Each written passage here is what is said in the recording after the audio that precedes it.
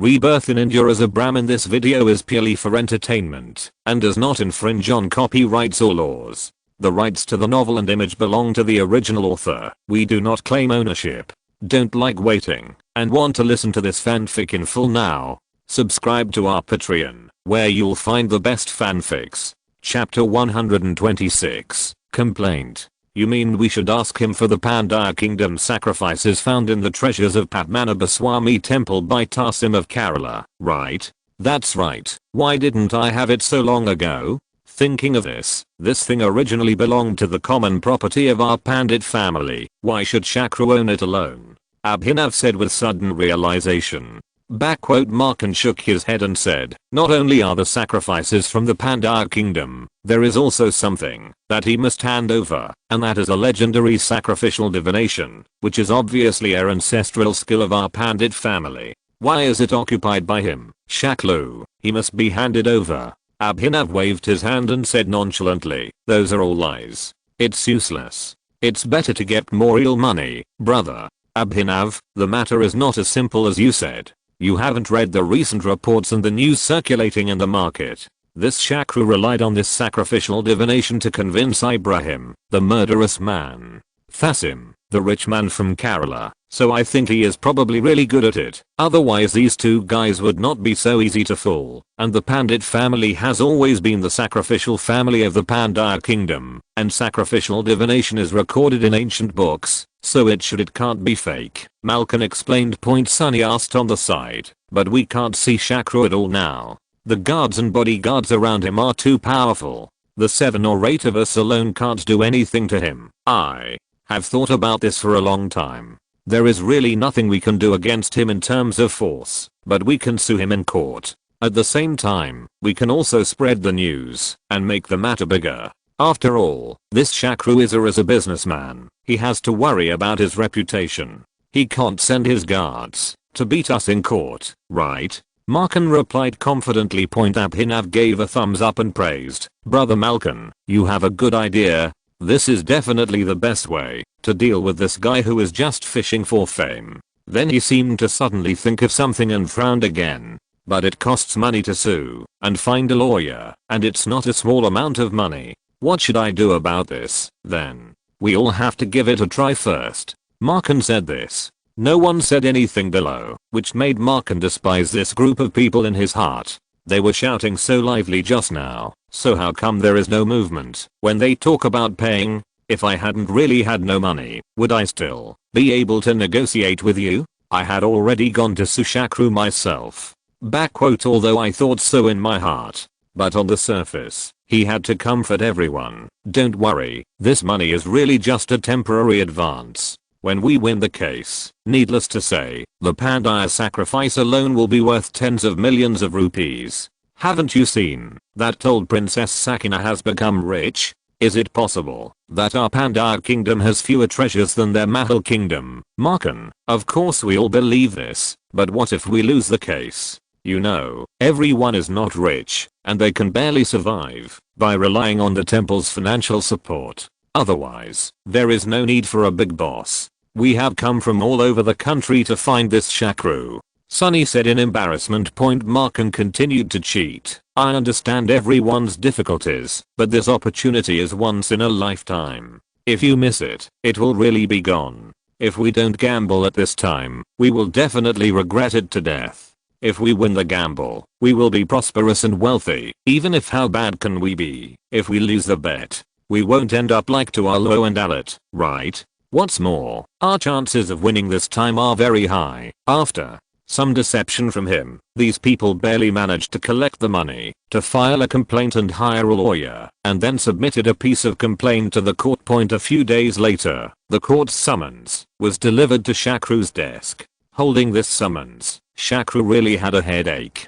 He really didn't expect that these guys would sue him from this angle. To be fair, Shakru felt that what they sued was somewhat reasonable, not to mention that he couldn't even figure out whether he was the Pandya Kingdom's priest Pandi, descendants of the special family. After all, there are too many people with the surname Pandit in India. Even if they are, they should not own all the sacrifices of the Pandya Kingdom. After all, they are the property of the entire family. Although Shakru doesn't care about this thing, he can't accept giving it to these shameless people, not to mention how embarrassing he will be if he loses the case. As for another pandit family skill that he was asked to hand over, ritual divination, it gave him a huge headache. Ordinarily, it was completely reasonable for people to ask for it from him. After all, their surname was Pandit. Whether they learned from it would be their business, but whether they gave it to them or not was their own business.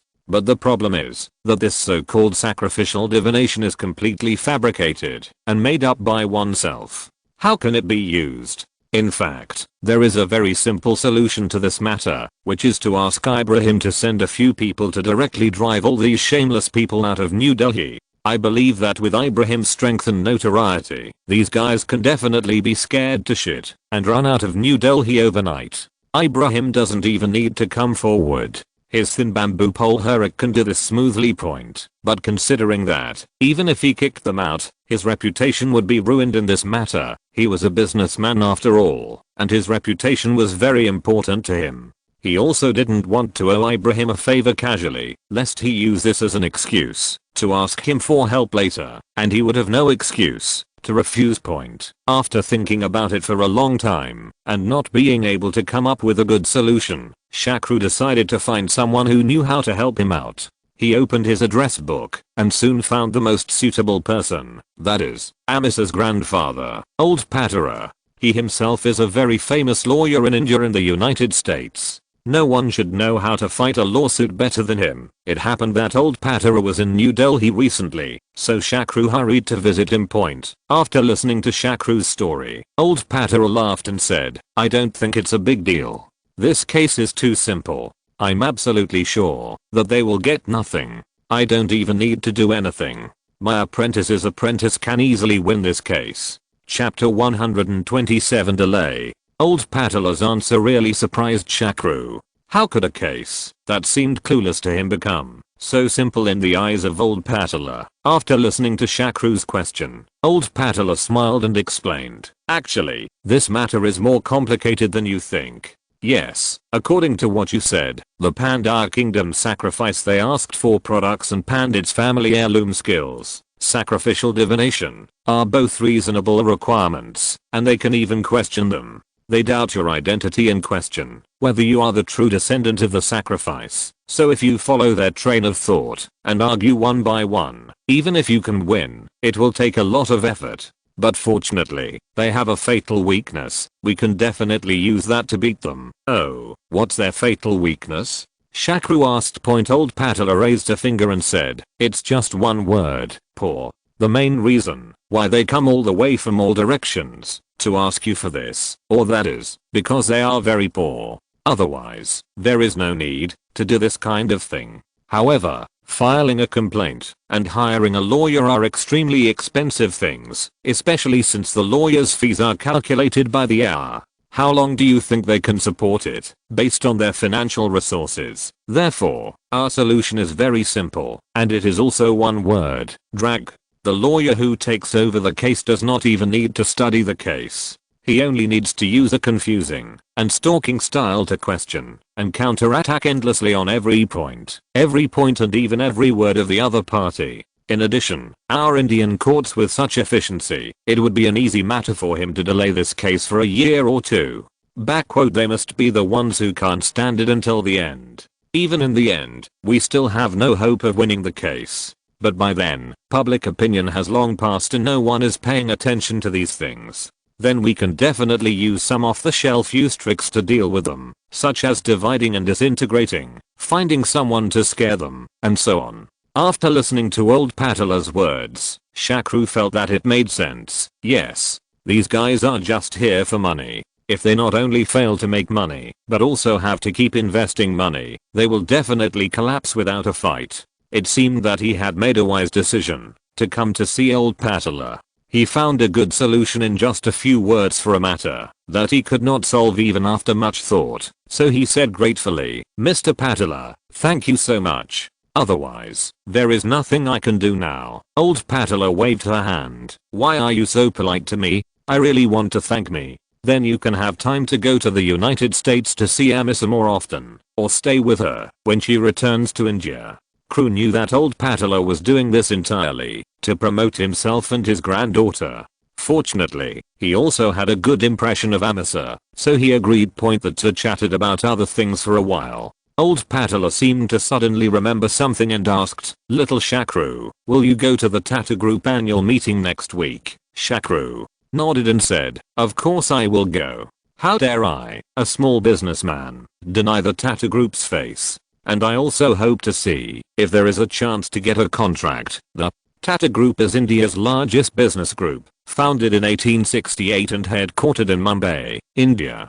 Commercial operations span 7 business areas: communications and information technology, engineering, materials, services, energy, consumer products and chemical products. As a fast-growing business group in India, the Tata Group owns more than 100 subsidiaries, operates in many countries, and exports products and services to 85 countries. The group has approximately 450,000 employees worldwide.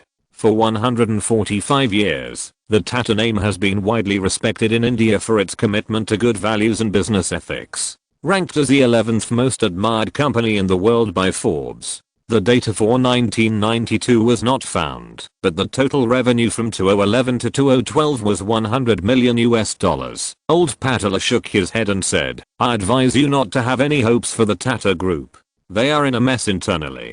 Otherwise, you think Tata, which always has eyes on the top of its head, can take the initiative to invite so many people to attend a New Year meeting?" In his previous life, Shakru only knew that Tata was the largest business group in India. As for the specific development process, I really don't know, so I asked with some curiosity, has the Tata Group encountered any big blow? But why is there no news about such a big thing outside? Tata's crisis does not come from the outside, but from within. Under the Tata Group's huge industrial empire, there are 300 various subsidiaries, of which more than 400 are listed companies. They are all operating in their own way. The way they develop is on their own track, just like the princely states that govern their own affairs. The most frightening thing is that almost all of these companies are in the hands of a group of leaders who are over 70 years old and the oldest is 90 years old.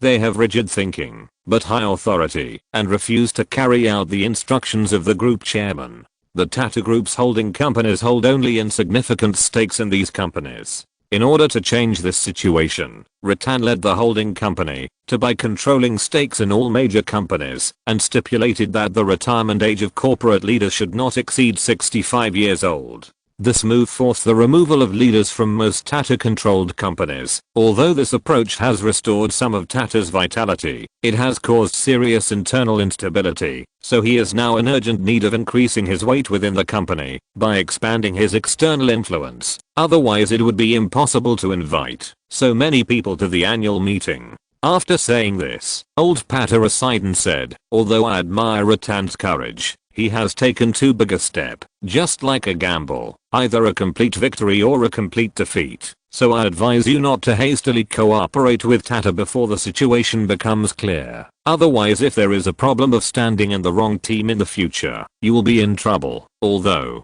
old Pata's words are definitely for Shakru's good, Shakru does not intend to listen to his advice, because in his impression, Ratan Tata's reputation is quite large, so he can never be the loser of this struggle, and it is absolutely beneficial for him to follow him closely. But there is no need to say these words in front of old Patara, so Shakru changed the subject and said, "Oh, then I will just go to see the world and get to know more business celebrities. I think there will definitely be many business bigwigs coming to participate in such a grand event." Old Patara still agrees with this view. "Well, it's always good to know more people. Okay, I'll introduce you to some old friends when the time comes." Chapter 128 Mukesh. "Oh, it's been a long time, old Patara. I remember you went to the United States to study with your granddaughter. When did you come back?" A week later, at the annual meeting of the Tata Group in Mumbai, a grey-haired man followed a tall old man of similar age to Patala greeted warmly.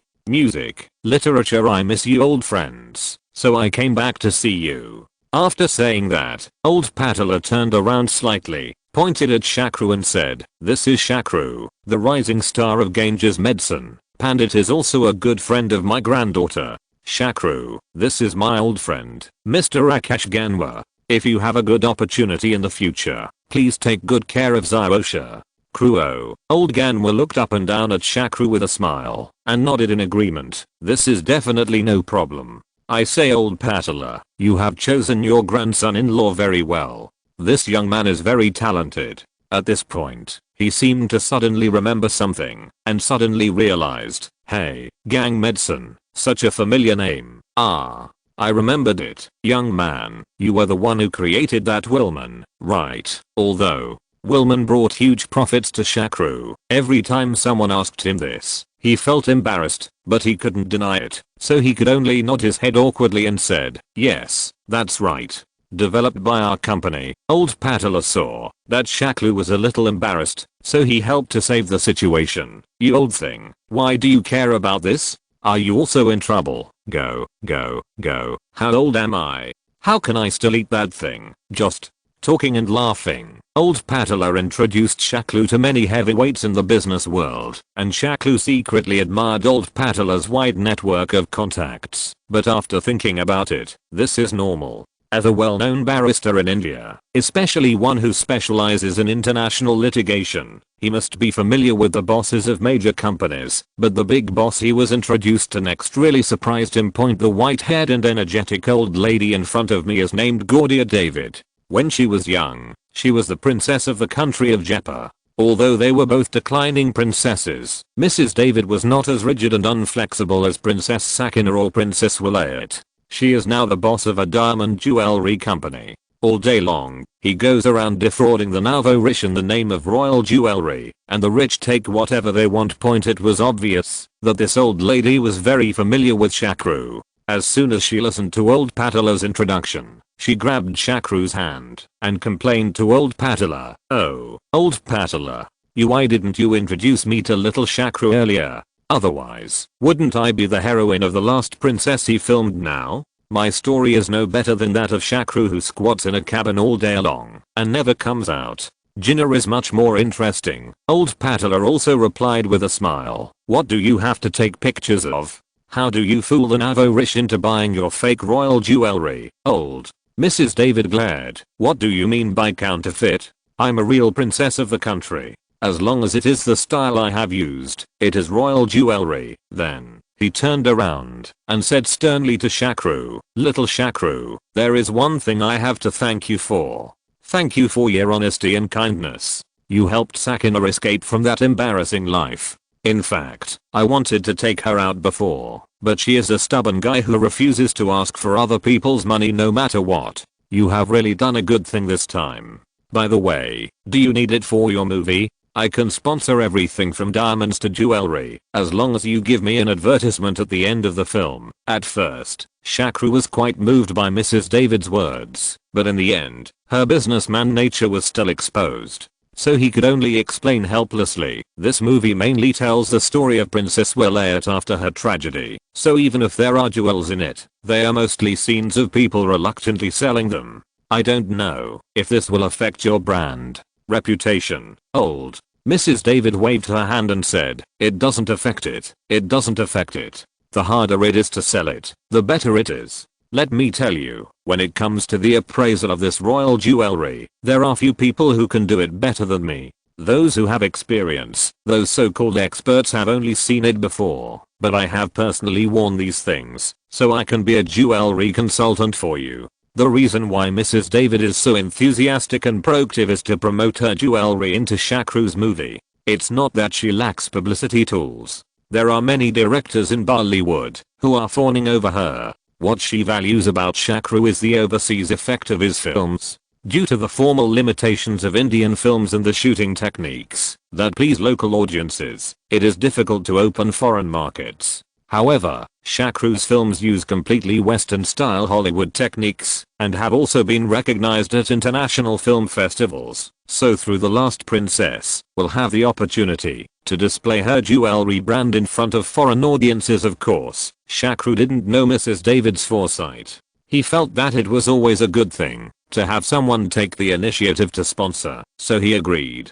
Just as a few people were chatting happily, there was suddenly a noise and the click of a camera shutter coming from the door. Several people followed the sound and saw an old man in his 60s walking in front with his head held high, followed closely by two middle-aged men in their 30s. From their appearance, these three people seemed to be father and son. It turned out that Shakru's guess was correct. Old Mrs. David muttered, "Even Dirabay is here. It seems that Rattan has a lot of face this time." Old Patala also nodded and said, "Well, this can be regarded as the first heavyweight tonight." Drew Bacon of Reliance Industries came forward to support him personally. Rattan's heart can at least be half relieved. The Reliance Industries mentioned by Old Patara refers to Reliance Industries Group. It is also the largest private company in India. It not only controls the development direction of national power, oil exploration, finance, biotechnology, and telecommunications, but also plays an important role in large areas.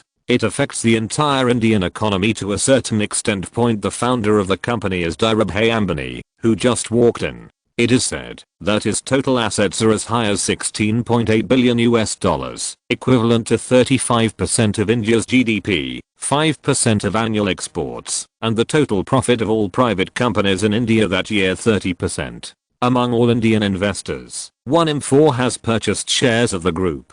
If you're listening to this novel on a channel other than Fanfic World, it means they downloaded and uploaded it without effort. We cordially invite you to visit our channel, Mundo Fanfic Novelos. There you'll find the original version of this story and you can explore many other novels of various genres. We're waiting for you to immerse yourself in a world of incredible novels. Chapter 129 Mittal. Old Ganwar on the other side also interjected, "Actually, Dhirubhai doesn't care much about the company's daily affairs now. It's all the brothers Mukesh and Anil who are taking care of it, so today Dhirubhai can take care of it." Having two sons here really gives Rattan face. Shakru, who was not very concerned about this matter at first, suddenly turned around and asked after hearing the three words Mukesh, "Mr. Ganwar, what you just said was Mukesh?" Old Ganwar nodded and said, "Yes, it's Mukesh. Mukesh Ambani, Dhirubhai's eldest son, a very powerful young man. How come you know him?" I don't know him. I just heard about him. It is said that he has quite a business talent." Shakru had indeed heard of Mukesh's name, but not in this life. In his previous life, Mukesh was quite famous. He is famous, not only because he has been the richest man in India for several times in a row, but also because the way this guy spends money is really shocking. Mukesh once spent $1 billion to build a 173-meter high, 60-story luxury building in a prime location in Mumbai. The total area exceeds 110,000 square meters, surpassing the famous Palace of Versailles. The building is based on ancient Indian architecture. The mythical island Antilla is named after the architecture according to the plan. This skyscraper mansion will have a helipad, several open-air gardens, a home cinema covering an entire floor, VIP rooms surrounded by floor-to-ceiling glass overlooking the panoramic view of Mumbai, and a 2-story fitness club and a large parking lot covering 6 floors. What's even more exaggerated is that such a large building only houses him, his mother, wife and 3 children, but there are 600 full-time employees and servants to take care of the food and daily life of their family of 6. This shows why these rich Indians are unwilling to leave India, because even Bill Gates cannot hire 600 people to serve him. This is not the most exaggerated thing. What is even more unbelievable is that Mukesh has never lived in the Antilla building, which cost $1 billion to build for a day. He has been leaving it there since it was built. This is already a long time. Kyan's willfulness has reached its extreme level point. Although Shakru did not remember how Mukesh made his fortune, this is a thigh that will never be thicker in the future, so a hug at this time will definitely have only benefits and no harm. So he said to old Ganwar, "Mr. Ganwar, could you please introduce me to Mr. Mukesh?" "Okay, I just want to say hello to Dhirubhai.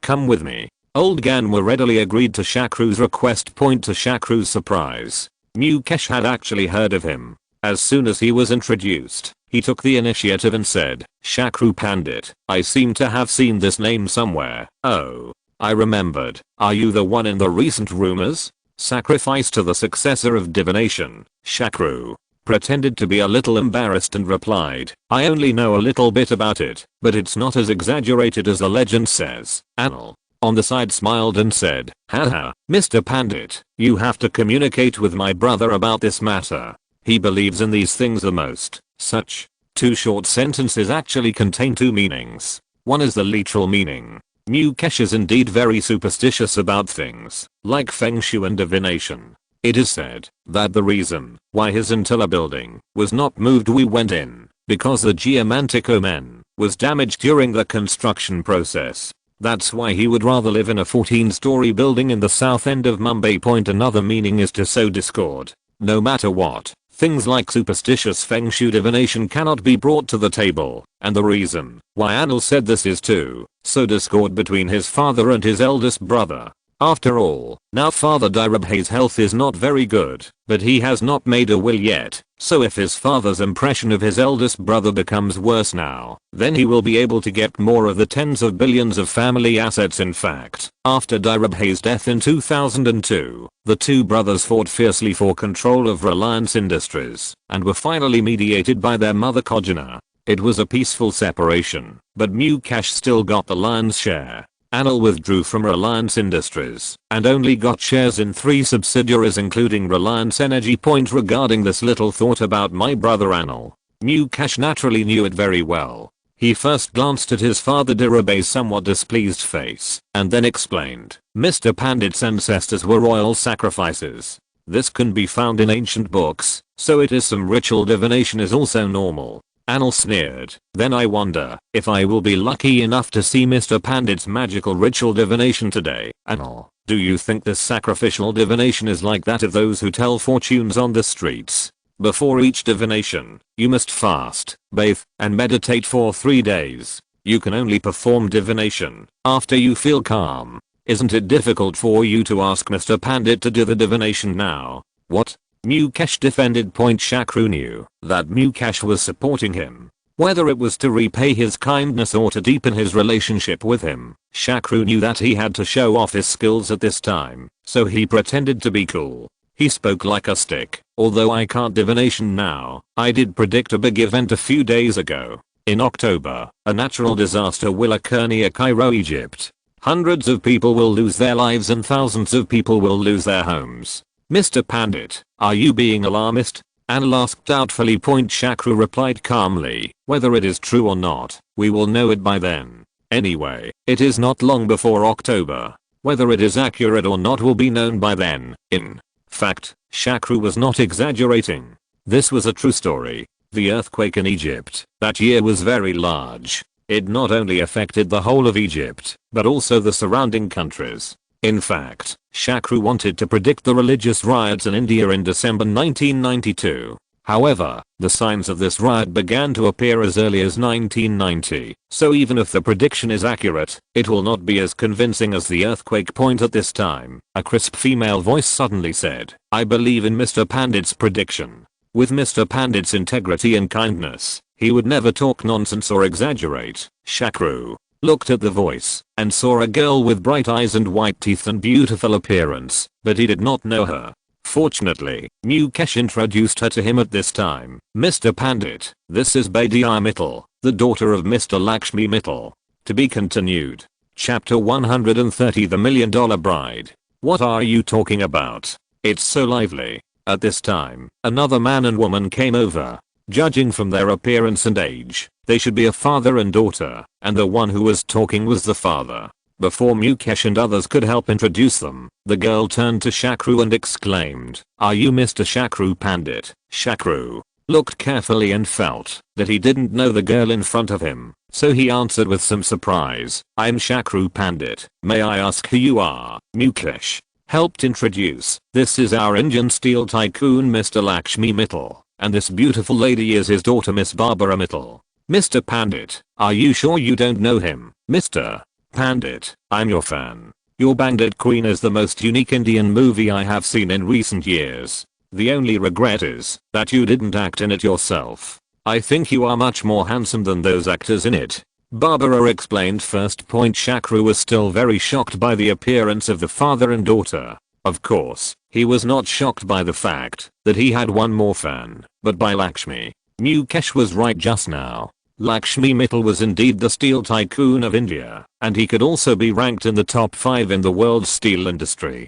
However, he had not yet reached his peak. He had just returned from Indonesia and was only beginning to develop. However, he was most famous, not for his steel industry, but for the luxurious wedding he held for his daughter and niece. Indians are the people who attach the most importance to weddings in the world. People with a little money would turn weddings into celebrations, but it was rare for someone to spend as much money as Mittal. In 2004, he spent £40 million on the luxurious wedding for his daughter Pattaya Mittal at the Palace of Versailles in Paris, France, and was rated as the most luxurious wedding of the century by Forbes. In 2013, the wedding he held for his niece at the Barcelona Museum in Spain was even more exaggerated, with a total cost of £50 million. Obviously, the Miss Barbara in front of him should be the sister of the heroine of the luxurious wedding in 2004. It's a pity that she didn't catch up with her father's richest time point because of Barbara's interruption. So the topic turned to a more relaxed movie, which made Shakru, who had been questioned about the authenticity of divination, feel relieved. But then he found that he seemed to be in another little trouble. That is, Miss Barbara seemed to have set her eyes on him and kept looking for various topics to talk to him around him. Mr. Pandit, can I go to your pharmaceutical factory to see it? It is said that your pharmaceutical factory is very beautiful. Barbara asked with her beautiful big eyes blinking. Well, Miss Barbara, I'm naturally very welcome to come, but my pharmaceutical factory produces men's health products, and there are human experiments every day, so it may be a little inconvenient for you, a young girl, to go there. I'm mainly afraid that you can't accept it. Although it's a good thing that a girl is interested in him, he is not interested in Miss Barbara, who has dark skin and is not tall. He obviously saw the frown on the old Patera's face. He didn't want to cause misunderstandings between the old Patera and Amisha, so he tried every means to shirk. Oh, then can I go to the filming site of your new movie The Last Princess to see it? I haven't seen what it's like to make a movie. Barbara asked a little pitifully. That's no problem, but the conditions at the filming location are not very good. It may be a little aggrieved Miss Barbara at that time. This time Shakru couldn't refuse Barbara openly again, which would be too hurtful, so Shakru pretended to agree. Anyway, I didn't say I would go to accompany her in person, so I just let Preeti accompany her. Besides, the crew filmed in the cabin and the train station most of the time. I believe that this young lady can't last for a few days in such a poor environment. After getting Shakru's affirmative answer, Barbara happily followed her father to Toast Everywhere. As soon as she left, old Patera came over with a gloomy face and said seriously, "Little Shakru, you forgot. Poor Amisha is still thinking about you every day in the United States." Shakru smiled bitterly and said, "Grandpa Patera, what you said is too unfair. This is the first time I met Miss Barbara today, and to be honest, I have never thought of finding a girl whose family has more capital than me as my wife." "Oh, why is that? Wouldn't it be more helpful for your career to find a wife with a strong family capital?" Old Patera asked with some curiosity. In fact, this is also the source of his worry just now. Shakru thought for a moment, then explained, "To put it simply, I don't want my career to be labeled by others. I believe that I can achieve something through my own efforts, so there is no need to join another group." Shakru didn't tell the truth. He was mainly worried that his family, who was spending money like crazy, might become more powerful in the future. He didn't want to find a woman who would control everything for him. Of course, another reason was that Barbara's appearance was not at the same level as Amisha's. However, old Patera still believed in Shakru's explanation, because in his opinion, young people like Shakru who started from scratch, the most taboo is to marry into someone else's family and work for others. It seems that sometimes too good conditions are not a good thing. It is hard to recruit a good son-in-law with ambition. It is just right for him to have such a moderate condition. However, he still needs to let Amisha come back soon. Otherwise, if Barbara does something, things will be hard to say. Just look at the many women around little Shakru, and you will know that he has no self-control in this regard. So after the banquet that day, old Patara called Amisha back from the United States on the pretext of an emergency, but the result made him sad and happy. The sad thing was that Shakru left India and went to China within 2 days after the banquet. Amisha finally came back and even saw Shakru. The happy thing was that Barbara naturally had no chance. Shakru's trip to China was originally planned to attend a film festival, but in fact, the harvest this time was quite unexpected. Chapter 131 Changchun Film Festival. This time Shakru will participate in the first Changchun International Film Festival, which is also China's first international film festival. The more famous Shanghai International Film Festival was only founded a year later, in 1993, and the film festivals in Beijing and Macau only happened after 2000. Although China has carried out reform and opening up in 1992, its international influence is still very low. International filmmakers generally do not know that such an international film festival is about to be held. Of course, even if they know, they may not necessarily how many people are willing to go. After all, in everyone's eyes, awards such as Hollywood, Cannes, and Venice are more attractive. However, as an international film festival, it cannot be without foreign works, so the organizing committee is very troubled in inviting foreign films. It is unwilling to invite unknown films, but they are still unwilling to invite famous films. When they were worried, Leo Mauzi came up with a good idea, saying that he would when attending the David Awards in Italy. I met an Indian friend. His film Bandit Queen was also nominated for the Best Foreign Language Film. This reputation was definitely enough to participate in the infamous Changchun Film Festival, and at that time the two of them chatted quite happily, so they were quite confident that they could invite him over. After review by the organizing committee, they found that this film is really suitable. The theme of the film is positive and healthy, reflecting the revolutionary spirit of the oppressed working people, to rise up to resist. Moreover, it is adapted from real people and true events, and is not made up. Ingredients. The work has also been well received in the industry, and was nominated for the Best Foreign Language Film known as the Italian Oscar, and China has a tradition of introducing Indian films in the past, and Caravan is also a household name in China. Therefore, the organizing committee decided to approve the invitation to Bandit Queen, and asked Leo Mauzi to facilitate this matter. In fact, the reputation of this Changchun International Film Festival is so bad that, needless to say, even Rajkumar is not willing to go. I felt that, even if I won the award, it would be a waste of time. If I had the time, I might as well be filming The Last Princess. However, Shakru was much more interested in this invitation. Although he was successful in India, he still considered himself a Chinese in his heart. Of course, he had no interest and no ability to serve China. What contribution does it make to its development? However, this did not affect his eagerness to return to China to have a look. Especially this time it was Leo Mauzi who took the initiative to invite him. He couldn't help but think about how he could get Gong Li under his nose again when he arrived in China. I feel a little excited. It seems that what the ancients said is quite reasonable. It is better to steal a concubine.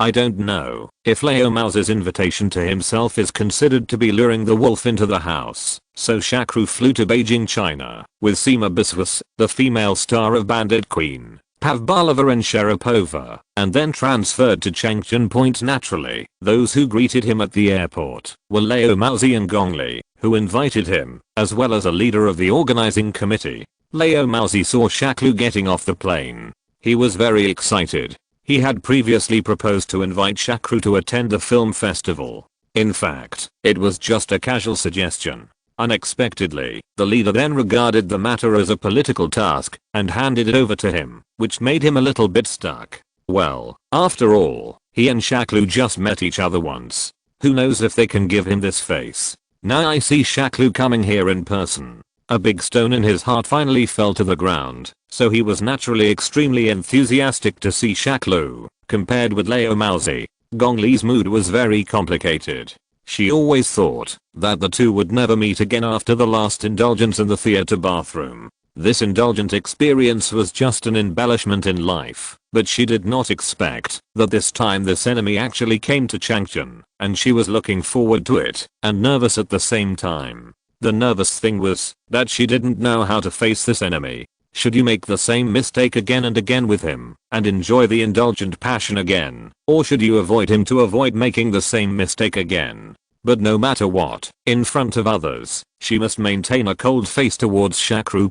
The two groups of people met. Lao Maozi took a step forward, held Shakru's hands tightly and said, "Mr. Pandit, thank you for coming all the way to attend the Changchun Film Festival. Mr. Zhang, you are just out of touch. We have been friends since we were in Italy. There is no need to be so polite between friends. Moreover, it is an honor for us that our company's film can participate in such a large-scale international award." Shakru replied very politely. Both Lao Maozi and the accompanying leaders were very satisfied with Shakru's polite reply. So the leader said, "Mr. Pandit, you are too polite. We Chinese welcome friends most. Don't worry, this trip to Changchun will definitely make you feel at home." Lao Maozi echoed, "Yes, yes." In order to receive Mr. Pandit well this time, the leader specially hired an authentic Indian cuisine master. It is said that the curry is particularly good. Shakru really felt a little upset about this preferential treatment. Although he had been here for several years, he still didn't like Indian food, especially the spicy taste of curry. He couldn't accept it at all, so he excused himself. It's really too troublesome. In fact, I like Chinese food, especially northeastern food, and I can cook 2 northeastern dishes myself. So I must try the authentic northeastern food this time and learn from it. Lao Maozi asked in shock, "No way, Mr. Pandit, do you really know how to cook northeastern cuisine?" Shakru nodded and said, "Yes, I'm very good at making 3 fresh vegetables. I will make it for you if I have a chance." Shakru's answer surprised the Chinese reception staff present. For example, the 3 fresh vegetables are a pure and authentic northeastern dish. Not to mention foreigners, even people from other parts of China may not be able to name it. Many people's first impression of northeastern cuisine is pork stewed with vermicelli. So for a while, the atmosphere was extremely harmonious, and everyone left the airport with laughter. This time, the organizing committee treated Shakru and other foreign guests with high standards. The accommodation was the Changchun Overseas Chinese Hotel, which was just built last year, that is, in 1991, and is located on the scenic Nanu Lake. The Overseas Chinese Hotel we see now was renovated in 2003, but it was already the best hotel in Changchun in 1992. Chapter 132 Pyongyang Monster. Originally, Shakru thought that his film Bandit Queen, which had been shortlisted for Italy's David Award, would definitely win the best foreign language film at this Changchun Film Festival. With China's current status in the international film industry, those good films would not bother to come. To be honest, if you are not Chinese, you would not be able to come. However, after arriving at the hotel, Shakru was shocked to find that the competition for the best foreign language film this time is still very fierce. Although no films from European and American countries came to participate, only films from socialist countries came, but the films participating this time are all very strong. In earlier times, Chinese people had a jingle about movies from various countries. Chinese movies, news bulletins, Vietnamese movies, airplanes and cannons, Korean movies, crying and laughing, Romania, hugs and hugs, Albania, inexplicable, Japanese movies, internal selling tickets. However, several foreign films this time have broken through everyone's thinking point. The first one is Pyongyang Monster from North Korea. Don't think that monster movies are a patent of Japan or the United States. North Korea, the country of Juche ideology, also has them. This movie about a monster, called Pulgasade, comes from North Korea, and was produced in 1985. The movie originated from Jin Er-pang's hobby. There were rumors that the director of this film was Kim Er-pang, but this rumor was not true. The director was actually Korean Shin Sang-ok. For his own hobby, or to put it more nicely, for the development of North Korea's film industry, Kim Er-pang sent agents to kidnap director Shin Sang-ok and his actor ex-wife in Hong Kong and transport them to North Korea on merchant ships. Of course, Juche said that they came to North Korea voluntarily. After arriving in North Korea, the two got married again. The story of the movie is relatively simple. In ancient Korea, a group of farmers revolted because they were dissatisfied with the government's tyranny, and the old blacksmith was brutally murdered. The little monster he made with rice before his death came to life after accidentally encountering a drop of blood from the blacksmith's daughter. The little monster slowly grew up by eating iron, and grew into a giant monster with great strength, and eventually helped the farmers overthrow the government.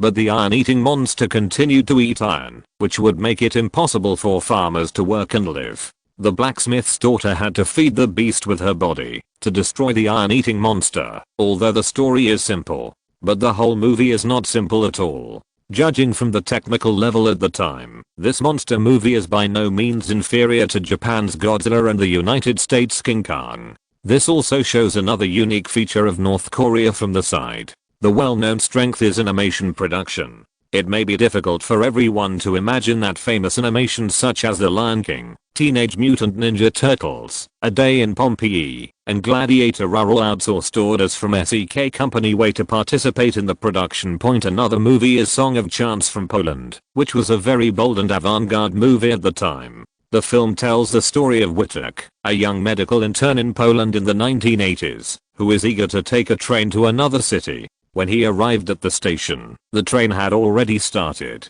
Whittaker struggled to catch up. Destiny thus forked into 3 branches, each taking him into a different social environment. One way is that he caught up with the bus, met a member of the Communist Party, and was encouraged to join the ruling party. The other way took him to the completely opposite road. He bumped into a guard while chasing the car, was detained, sentenced, and followed a being locked up together. He also became an enemy agent. The third way is that he failed to catch the train, and by chance, he met a female classmate from the past, and then naturally got married, started working as a doctor, and got into a plane crash while traveling abroad on business. Is life accidental or inevitable? Can chance change the trajectory of life and break inevitability? Or should we ignore many accidents? In the end, life has only one ruthless necessity. These are the transcendent expressions of Song of Opportunity, and they are also related to a series of political, religious, and moral tortures, forming speculations on the value of life and the beliefs that people rely on. Although the box office of this movie is not very good, Shakru likes both the plot of the movie itself and the thoughts expressed. He feels that his bandit queen will be defeated by any of these 2 movies. Everything on hand is acceptable.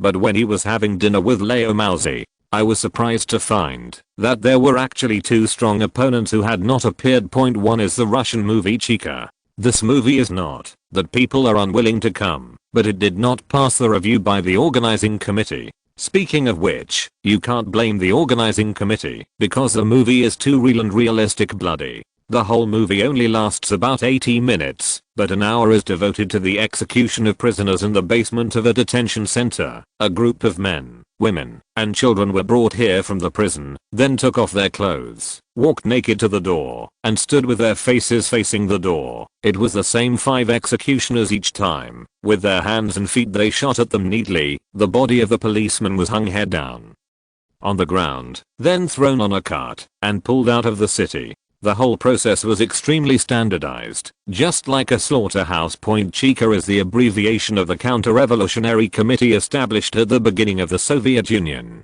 It is an organization that Lenin relied heavily on. It is an organization that uses extraordinary means to fight against all counter-revolutionaries, Lenin said. For the newly born Soviets, it was indeed a killing spree. The name Chika actually only existed for more than 4 years, but the terror caused by this name lingers in human history like a ghost. This film, Chika, shot in Russia, shows the audience bloody pictures through the eyes of a local leader in Chika.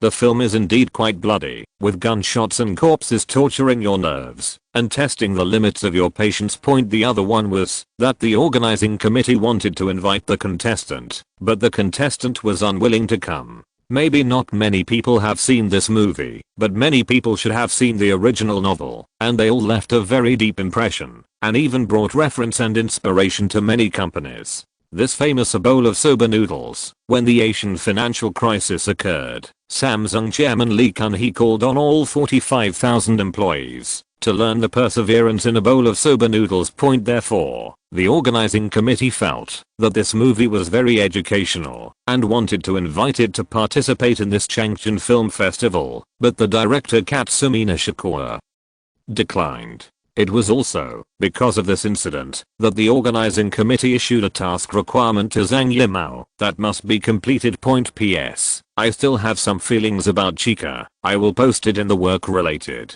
Chapter 133 Old Friends Reunited. The purpose of this film festival is unity, friendship, exchange, and development. The film festival integrates film activities, cultural activities, economic and trade, science and technology activities, and tourism activities. Through the above activities, we promote the excellent national culture and promote domestic cultural exchanges with foreign countries and promote unity and friendship between Chinese and foreign film circles. Friendship, make friends, develop my country's socialist film industry, expand the influence of film among the people, and at the same time, promote the reform and opening up of Jilin province and Changchun city. Promote the development of economy, trade, and tourism, boost spirits, and boost morale. Promote the rapid development of various undertakings in our province and city. We, the 6.4 million people in the city, are determined to be a good host and warmly welcome friends from home and abroad to Changchun to attend the film festival, participate in economic and trade activities, and travel to Changchun. This kind of standard Chinese officialdom cliché confused all the foreign filmmakers who came to participate in the competition. However, Shakru listened very enthusiastically. It was not that he was so perverted that he liked to hear this kind of cliché, but that he had not heard it for a long time. I have heard such language with Chinese characteristics, so I feel very warm. According to the procedure, the opening ceremony should be followed by cultural performances, but just as Shakru watched the long-legged girls from Changchun Art Institute dancing with great interest, a staff member suddenly came over and said to him in a deep voice, "Mr. Pandit, please come with me. There is a chief who wants to see you." Chief. This title obviously refers to a big shot in the military, but the problem is that he doesn't even know the top brass of the Indian military, let alone the chief of China. So Shakru asked doubtfully, "This gentleman, are you mistaken? I don't seem to know the leader. You are the Indian guest here this time, so there should be no mistake. Mr. Pandit, please come with me," the staff explained. Although he was full of doubts, Shakru was confident that he had never done anything to disgrace the Chinese government, so he said calmly, "Okay then, I will go with you." Along the way, Shakru became more and more frightened. It was obvious that the chief who wanted to see him should be of a very high level, because there are many sentries and tight security along the way, and the decoration of the office building looks high grade. It is definitely not a place where a regiment commander or battalion commander can stay. Just as Shakru was thinking about it, the staff reminded him that he had arrived. But as soon as he opened the office door, Shakru was stunned. He saw a tall young man walking over and greeting enthusiastically, "Lao Sha, I didn't expect that we would meet again." This young man was none other than Liu Zion, a friend from the northeast whom Shakru met at the Khajuraho Sex Temple. Seeing that there was no one else in the room, Shakru asked in shock, "Old Liu, you don't want to see my leader, right?" Liu Zion explained, "I used my father's name in vain, just to scare you." What? I didn't expect it. Although Shakru knew as early as in India that Liu Zion was definitely not an ordinary person, because in 1991, there were absolutely few young people in China who could leave at will and go abroad as soon as they left, let alone this guy with the loud voice. It seems that the Chinese embassy in New Delhi is like their express company, so Shakru originally thought that he was some second generation official.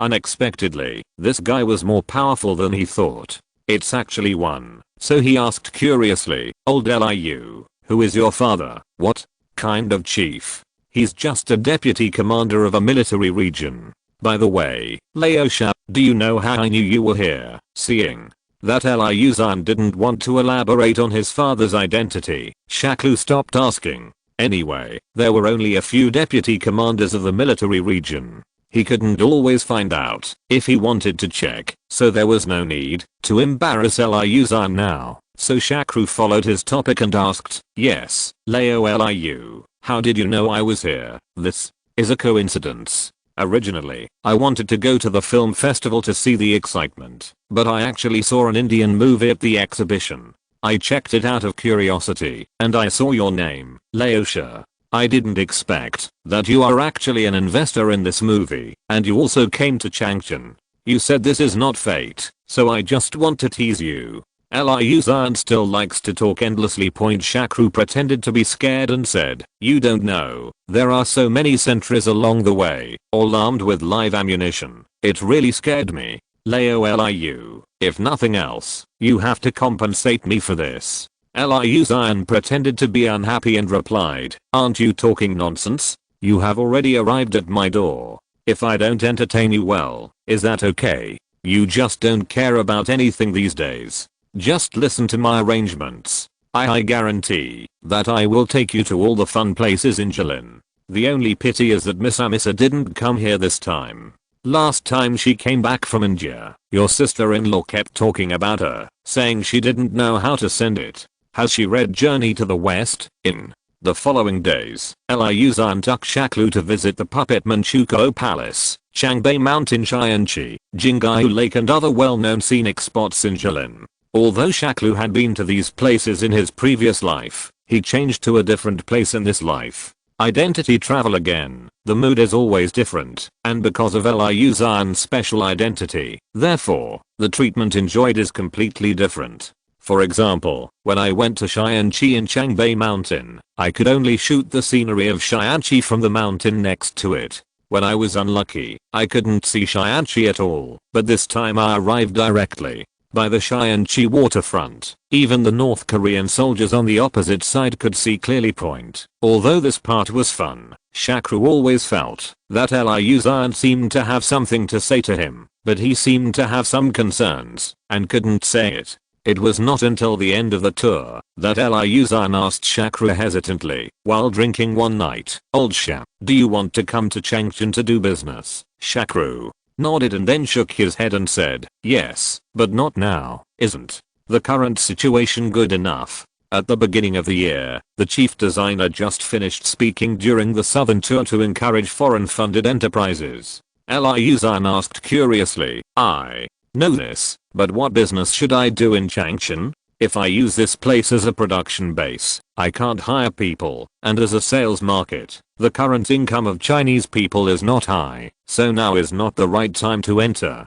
Shakru explained lightly. Chapter 134 Motorcycle. Seeing Liu Zion's disappointed expression, Shakru laughed and said, old Liu, you don't have to be like this. Although I don't plan to do business in Changchun for the time being, I can help you do some export business. You old man, you're trying to scare me by talking loudly and out of breath. I'm just telling you about the relationship between us. How dare you refuse to agree when I open my mouth? Liu Zion said with a gentle expression, old Liu, you obviously didn't tell me the truth first, but I don't believe you can take the initiative to solicit foreign investment. The chief designer also gave a speech during his southern tour. These words were taught to you by others, right, Liu?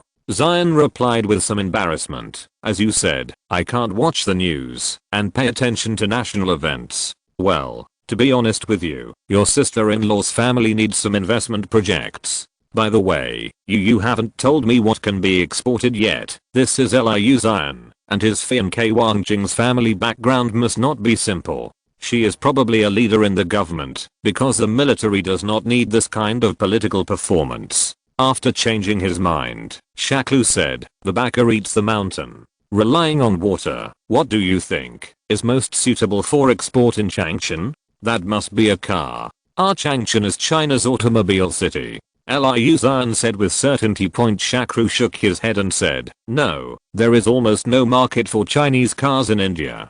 Poor people can't afford them, and rich people will buy German, American or Japanese cars instead of Chinese cars. Although your words make me very uncomfortable, I have to admit that what you said does make sense. But if it's not a car, what is it? It can't be a movie, right? Of course not. You have been to India after all. Haven't you noticed what kind of transportation is the most common in India? Liu. Zion thought about it carefully for a long time and then replied, I understand. It's a motorcycle. A motorcycle, right? Shakru nodded and said, yes, it's a motorcycle. This suggestion was not that Shakru was fooling Liu Zion. India is almost the largest consumer of motorcycles in the world. Across urban and rural India, motorcycles are the main mode of transportation.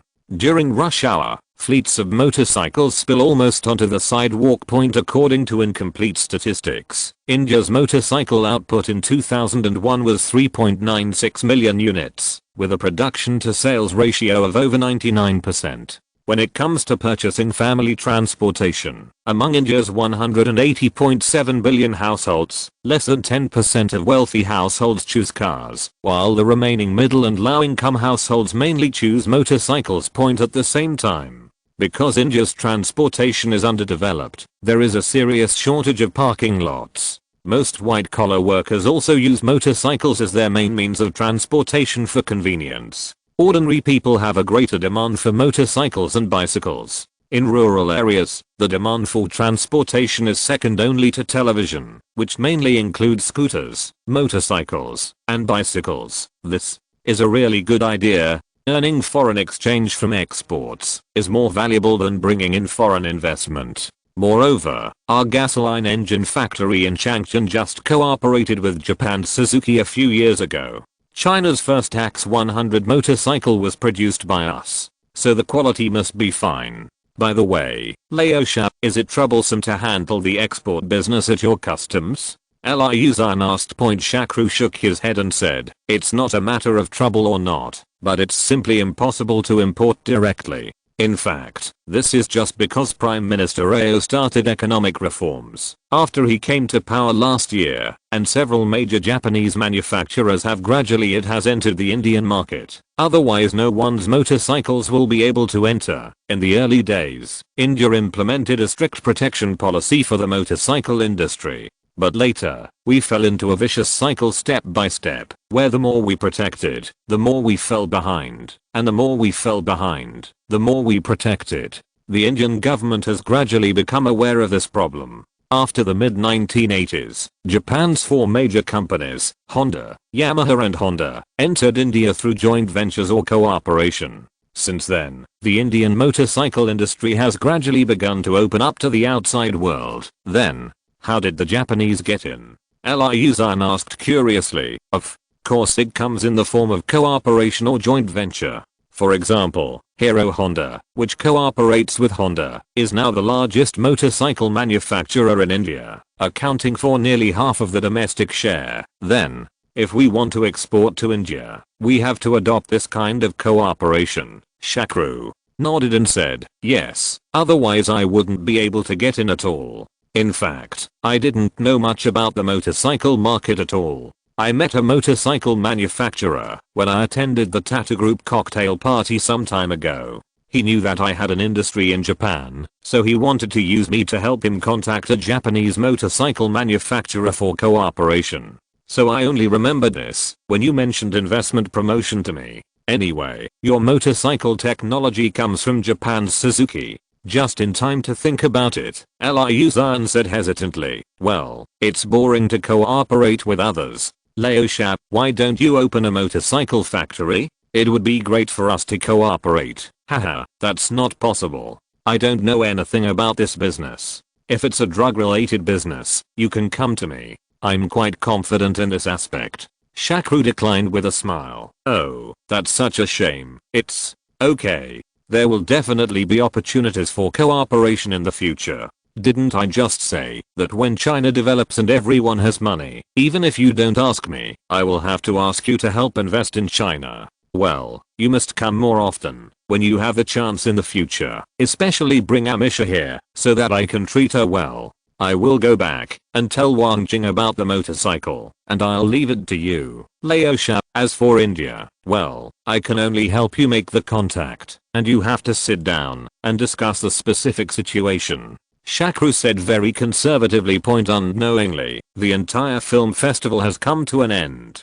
The winners of the Changchun Film Festival Golden Cup Award Ju Goes to Court, directed by Leo Mauzi, and starring Gong Li, Liu Piki, and Lei Jisheng, and Grandpa Jie starring Li Baoshan and Jiang Wu. The special awards are the story starring Gu Yu and Smile in the Candlelight, which evokes Shakru's infinite memories of his past life. I remember that the school organized us to watch this movie together, and we had to write a review. Of course, this is also a movie that reveals our age. I don't know how many friends still have an impression of this movie. Shakru originally thought that this was the end of his trip to China, but a small thing brought him more gains than he could imagine in the future. Chapter 135 New Fist Product. Just when Shakru and his friends were preparing to return home and pack their luggage, Shakru suddenly saw that the leading actress Seema Biswas who came with him had a big suitcase, so he joked, "Seema, it seems that you have gained a lot from this trip to China.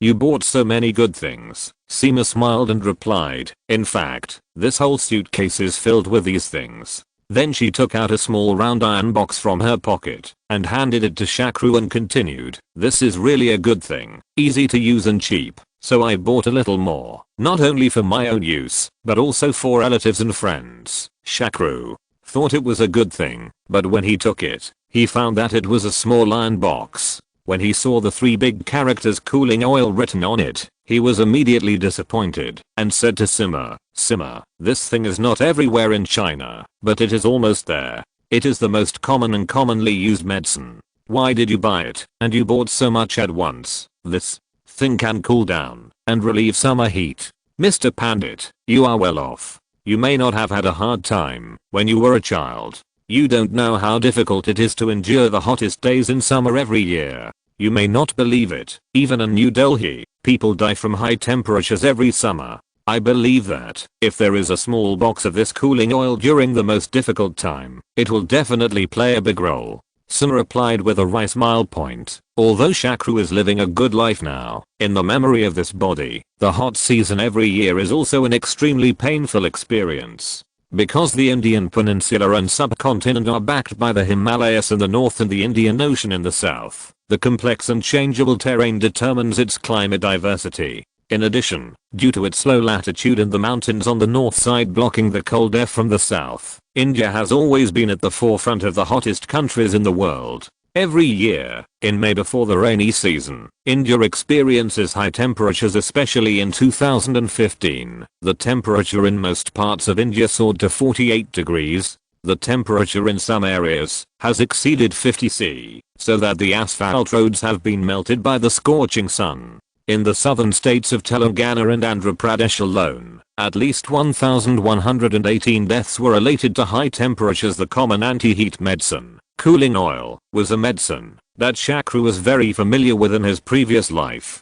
He knew very well how effective it was. What was particularly rare was that the price of this thing was extremely cheap, so almost every family would prepare a few boxes. But is there no such thing in India? This is unlikely, so Shakru asked, "Seema, are you sure we don't have similar medicines in India?" Seema thought for a while, and then answered very affirmatively, "Definitely not, otherwise I would not have heard of such a useful thing at all." Hearing this answer, Shakru's heart moved. If it was really as Seema said, then this was also a business opportunity, so he also purchased a lot of cooling oil. Then he hurried back to New Delhi. After some investigation, Shakru was surprised to find that India really did not have cooling oil, and even did not have similar medicines. The first reason is that cooling oil is a traditional Chinese medicine, and at this time, only China and areas with a relatively dense population of Chinese people recognize traditional Chinese medicine in the world. The second reason is that the main raw materials of cooling oil, such as camphor oil and mint oil, are not produced in India. Mint is native to China, mainly in Jiangsu, Anhui, Jiangxi, Zhejiang,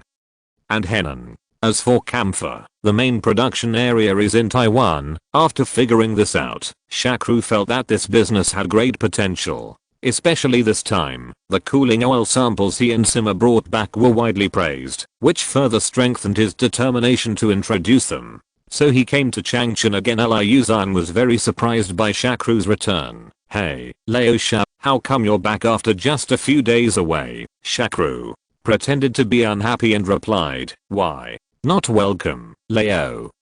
What are you saying? I'm so happy that my friend is here. How could I not welcome him? Okay, I'm just kidding. By the way, didn't you tell me last time that you hoped I could invest in China?" Shakru changed the subject. Liu Zhan answered ignorantly, "Yes. But didn't you say that now is not the right time to do business in China?" Shakru nodded and said, "It is indeed not the right time, but I want to sign a long-term contract with your pharmaceutical factory. I want to import a large amount of a drug." "Ah, import drugs? Old chap, I remember you told me last time that the most difficult business to do in India is the imported drug business, because India is the world's largest producer of generic drugs, and the low price competition is particularly fierce. Even your Viagra has gone through a lot of hardships to barely keep the market. Why do you suddenly want to do the imported drug business now? Aren't you afraid of losing money?" Liu Zhan asked in surprise. "You are right. The business of importing drugs in India is indeed not easy to do, but this time I plan to import low-cost finished drugs. This kind of drug is now very cheap. I guess no one will copy it, because the profit is too low, and I don't plan to sell it at a high price. I will go to the low-end market and win by volume."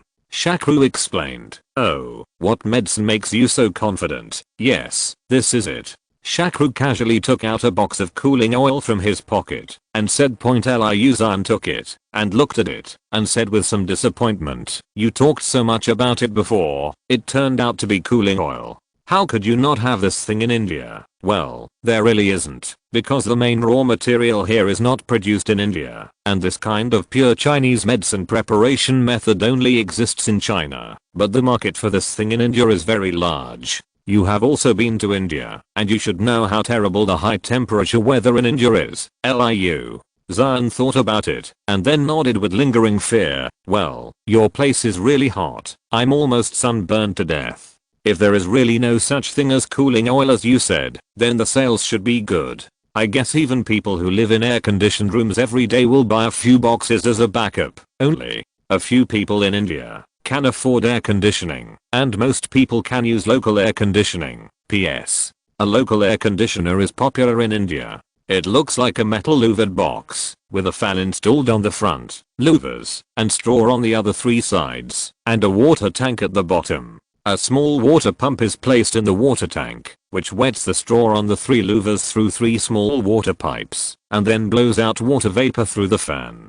This kind of traditional air conditioner has a very good cooling effect and is very popular among ordinary families who cannot afford it. If you're listening to this novel on a channel other than Fanfic World, it means they downloaded and uploaded it without effort. We cordially invite you to visit our channel, Mundo Fanfic Novelos. There you'll find the original version of this story and you can explore many other novels of various genres. We're waiting for you to immerse yourself in a world of incredible novels. Chapter 136 Conscience Medicine. The broadcast focuses on Gideon Redding and gets first-hand news about the 55 red envelopes. Students who have not grabbed the red envelopes after the Chinese New Year can show off their skills this time. Pankaj is the owner of a small pharmacy in New Delhi. He has been in a bad mood recently because he heard that Ganges Pharmaceuticals, which made him a small fortune recently, will soon launch a new drug. For a pharmaceutical company, it is normal to launch new drugs, but this is not good news for small pharmaceutical companies like Ponka, because most pharmaceutical companies with well-known drugs will use tie-in sales to forcefully promote new drugs, and the same is said to be true for Ganges Medicine this time. Just when Ponka was worried about this matter, his friend Bridget Amani, who was also traveling with him, came and said to him, as soon as he entered the door, "Ponka, you heard about the new medicine coming out of the Ganges River?" Ponka sighed and said, "Hey, I heard it. Aren't you worried about this? It is said that gang is also using the method of tying this time. If you don't agree, then I can't get into Wheel Gang. This medicine is so popular now. It's only when it's out of stock, and not when it's in stock. But if you agree, who knows what the market for his new drug will be like. Gang has no risk at all, but we are all responsible for it. You must know that his new drug this time is completely different from the drugs we originally sold. It is said that it is from what comes from China is not pills or injections, but some kind of traditional Chinese medicine.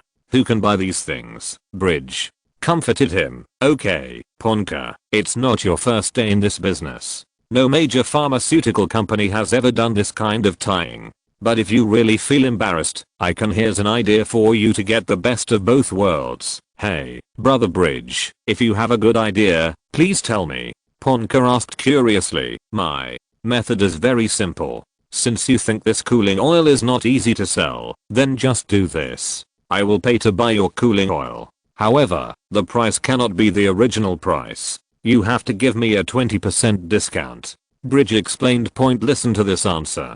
Ponka couldn't help being surprised.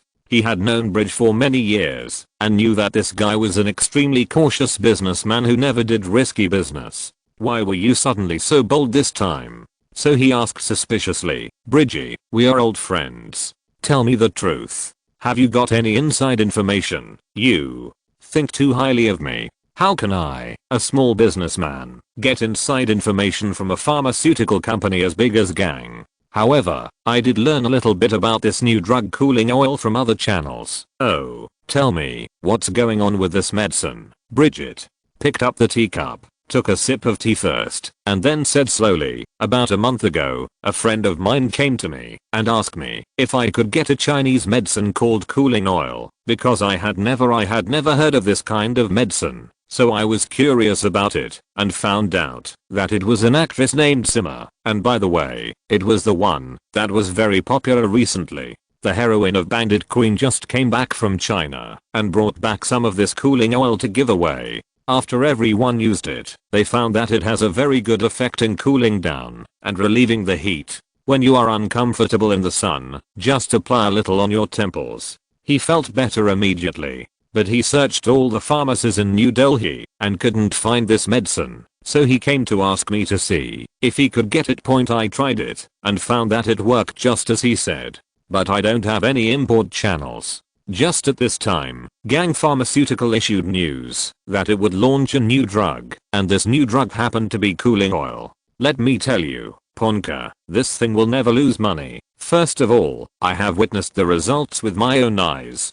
Secondly, this stuff is so cheap, a box is only 5 rupees. Even those untouchables can afford it, so don't hesitate. I originally wanted to buy more, but the first batch of goods is limited, and I want to promote it. It's a new drug, so each company sells it in limited quantities. Otherwise, can I come to you to buy it? I haven't found the market price of cooling oil in 1992, but it's still 1 or 2 yuan a box now. So in 1992, when everyone's salary level was generally tens of yuan, a dime a box should be considered a more reasonable price. After listening to Bridget's explanation and calculating the cost of the cooling oil, Panka thought it would be okay to try this new medicine. The cost was not high anyway. If it really succeeded, he would have a stable income in his hands. What further strengthened Ponka's confidence was the advertising campaign produced by Gang Pharmaceutical for cooling oil. The heroine in the advertisement is the new favorite in the advertising industry recently, the beautiful model Aishwarya, who has successfully endorsed many products. The advertising slogan is even more with the alluring slogan of a conscience medicine that every Indian can afford, coupled with the repeated bombardment by various TV channels and newspapers. Almost everyone knows that Ganges Pharmaceuticals has launched a new extremely cheap and safe medicine. An extremely effective new medicine for relieving summer heat. So, the cooling oils in all drugstores were sold out at once. Unlike Ganges' original best-selling drug, Viagra, the cooling oil is applicable to a wider range of people, regardless of gender, age or age. Unlike Viagra, only some men will buy it. Another factor is the price. The price of the cooling oil is too cheap. 7 rupees per box, can be used for a long time, and the shelf life is extremely long. Another point is that customers who buy Viagra are generally sneaky and afraid of being seen by acquaintances, but there is no such concern when buying cooling oil. The funniest thing is that someone actually found that the cooling oil actually has a certain magical effect, and it can last longer when applied. Shakru specially asked Aishwarya to do this advertisement. Although the two had a good chat at the tattoo group's cocktail party last time, there was no substantial contact after all. Therefore, it is not 94 years yet and Aishwarya has not become popular. It is convenient for him to build a good relationship with her in the future, before he can bring this future India's #1 beauty under his banner. But what he didn't expect was that after making this advertisement, Aishwarya's impression of him was greatly improved because of this conscientious drug price point. In fact, it is not only Aishwarya, because this conscientious drug launched by Ganges Pharmaceuticals has made Shakru's reputation soar among the middle and lower classes in India, especially in the vicinity of New Delhi. In addition, Sakina had originally promoted him as a gentleman with noble virtues, so now when Shakru inspects the factory and walks around, he often encounters some poor people who greet him. This kind of gratitude from the heart makes Shakru feel very comfortable. PS. Friends who are following the update, are there any free appreciation tickets and Kidian coins? The countdown to the 55 red envelope list is on. I'm here to pull a vote, ask for additional code and appreciation tickets, and finally rush to continue. Chapter 137 Earthquake. Broadcast. Pay attention to Kidian Reading, and get first-hand news about the 515 red envelopes. Students who have not grabbed the red envelopes after the Chinese New Year can show off their skills this time. Plus if the emergence of conscience medicine cooling oil is a sign that Shakru's status in the hearts of ordinary people has been greatly improved, then the major earthquake that occurred in Cairo, Egypt on October 12th was a sign that Shakru's status among high-level people in India has been greatly improved. The reputation has reached an unprecedented height. No one originally believed Shakru's prediction at the Tatar annual meeting. Even Ibrahim, who had seen his miraculous predictions, did not believe that he could predict such a thing, let alone the vast majority of them. People have only heard about him, and their confidence in him only comes from his family inheritance. Especially Mukash's younger brother Anima is always waiting to see the joke, so as to use it to attack his brother position in his father's mind. But beyond everyone's imagination, at 3:09 PM on October 12th, 1992, a strong earthquake measuring 5.9 on the Richter scale occurred in Egypt. The epicenter was only a few dozen kilometers away from the capital Cairo, causing serious casualties and property losses. According to official statistics, the death toll exceeded 500, more than 6,500 people were injured, and nearly 3,000 residential buildings and other buildings collapsed or suffered varying degrees of damage, causing losses of approximately 3 billion Egyptian pounds. Although the earthquake disaster in Egypt was severe, facilities such as the pyramids, the Sphinx, the Aswan Dam, the oil fields and the Suez Canal remained intact. President Mubarak interrupted his visit to China on the 13th and returned to Cairo to direct earthquake relief. Some countries, especially Arab countries, have provided relief funds and supplies to Egypt. Although this earthquake occurred in Cairo, Egypt, it was equivalent to a major earthquake in the hearts of all those who still remember Shakru's public prediction that night. Recalling Shakru's confident and conclusive prediction that day, everyone was shocked by his demeanor. Heroic. It seems that this Shakru Pandit really knows how to perform divination. Ibrahim, the **** giant, said solemnly while holding the newspaper. Heroic echoed, "Boss, although I don't believe in any of these things, this Mr. Pandit has completely convinced me. This kind of thing may be deceptive once, but you can never say it twice!" Especially this Cairo earthquake. It's amazing that he could predict this kind of natural disaster a few months ago. Ibrahim nodded and said, "Well, what you said makes sense. In this case, we have to cooperate with him as soon as possible. You should pay more attention to him and see if there are any blind people who dare to cause trouble for him. Just take the initiative to help him solve it. There are only benefits and no harm in saving this kind of favor." Haha, boss, do you think that after this incident came out, anyone with a little better information would dare to offend him casually? Heroic said with a bitter smile. Ibrahim on the other end is glad that he cooperated with Shakru early, while Bat on the other end is consoling his daughter, Nama. Look, I have been with you a long time ago. I said that this Shakru is not an ordinary person, but you just don't listen. Even after the last curse failed, you still didn't give up. You insisted that Madhuri was lying to you. But if you look at it this time, hundreds of people died and thousands were injured in Egypt. It can't be that the TV stations and newspapers made up fake news to deceive you. Then, it's possible that he was lucky. It was just a trick. Nama said, still unconvinced. Bat sneered. You were fooled? Let me ask you, if you were fooled, do you dare to say such things at the Tata Group's cocktail party in front of half of India's rich businessmen and celebrities? Don't talk about you and me. Even Tata Mr. Ratan, the president of Tata Group, doesn't dare to talk casually, even if this matter is hidden. Let me ask you, what happened to the 1990 World Cup? What happened to Japan's stock crash? What happened to the European Cup he helped Ibrahim predict? Are these things all hidden? Well, my Nama, just give up on this idea. The current Shakru is beyond our reach. Ibrahim and Bat were just talking behind their backs. The impatient Mukesh rushed directly to Shakru's villa and said to him excitedly, Mr. Pandit, you are so amazing. You actually predicted the Cairo earthquake. Shakru pretended to be a little unhappy and said, Brother Mukesh, it's not good that you are so excited about a human tragedy like the Cairo earthquake. And what do you call me, Mr. Pandit? This is too foreign. Haven't we called each other by our names long ago?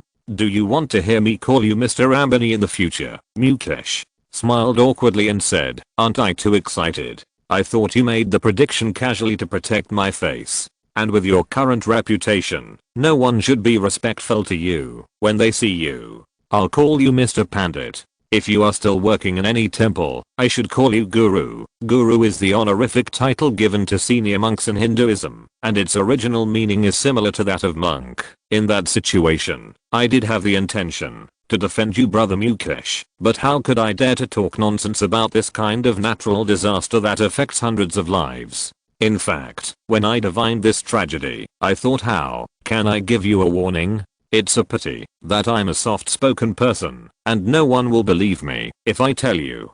Shakru said with a sigh. Mukesh also sighed. It is indeed a pity that this tragedy has not been resolved, but if you make such predictions again in the future, no one will dare to take it seriously. But the problem is that I can't predict the future every time. My divination skills are sometimes effective and sometimes not, and I have no idea what to do. Of course, if you can predict the future every time, you will become a god. Mukesh consoled, and then changed the subject and said, oh, by the way, Shakru, do you have any new predictions for this period? Tell me about it. Shakru pondered for a moment, and then said, yes, but this is not a natural disaster, it is purely asterisk. Just when Shakru was about to talk about the great religious conflict in India at the end of 1992 that he had wanted to announce or prevent, an unexpected guest arrived. P.S. I recommend a history book with animals as the theme. The title of the book is SUI Ant. The author is Huang Huang. Introduction. A modern man who is proficient in various animal knowledge returns to ancient times, makes a good living, and finally gets a beautiful woman. Ants, crocodiles, monkeys, pythons, fireflies, without a portable system, without superpowers, and only an incomparable understanding of animals. How can the protagonist have fun? P.S. Friends who are following the update, are there any free appreciation tickets and Kidian coins? The countdown to the 515 red envelope list is coming. I will pull a ticket, ask for additional code and appreciation tickets, and finally rush. P.S. It is said that pirated copies cannot be collected here, so let me give it a try. Chapter 138, Recruiting a Disciple. Just when Shakru was about to make another prediction to Mukesh, suddenly the little secretary Pretty came to report in a panic, but with great joy. Boss, the guru is here. Guru? What guru? Shakru realized that he had said something wrong and quickly changed his words. Which guru is here? Meenakshi's guru has come. The Swaminarayan in Pretty's mouth refers to the Meenakshi temple in the center of Madurai, one of the 7 holy cities of Hinduism. The most prestigious Hindu temple in India, is also an outstanding representative of South Indian architecture, sculpture, painting and other arts. Pilgrims flock here from all directions every day. Hindus believe that worshipping at Meenakshi temple is as sacred as bathing in the Ganges. However, Shakru was still very puzzled. Why did this South Indian monk come to find him? Although he was confused in his heart, He did not dare to lose his etiquette on the surface. He looked at Mukesh and said, since Meenakshi's guru is here, let's go out to greet him. Mukesh nodded and said, well, this is natural, but why did he come to you? Do you have any dealings with them? I am also wondering about this matter, let alone having any dealings with them. I have never been to Madurai.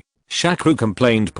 When he arrived at the door, Shakru discovered that, although it was indeed a monk from the Meenakshi temple, he was not a guru. According to Buddhism, he was just a knowledgeable person who was responsible for the external affairs of the temple. But this intellectual named Chitra is very enthusiastic. As soon as he saw Shakru, he took the initiative to greet him. Are you Shakru, Mr. Pandit? It's really an honor for me to meet the successor of the ritual divination that has been lost for hundreds of years. Shakru hurriedly said modestly, Master, that's really a compliment. I only know a little bit about it. Although Shakru knew clearly that Chitra was not worthy of the title of guru, he still had to use the honorific title. Sure enough, Chitra waved her hands as soon as she heard the word guru. I can't be called a guru, but I'm here at the instruction of Guru Tanqueya. Shakru still knows the name of Master Tanqueya. His status is equivalent to that of the abbot of the Meenakshi temple, but he rarely does anything.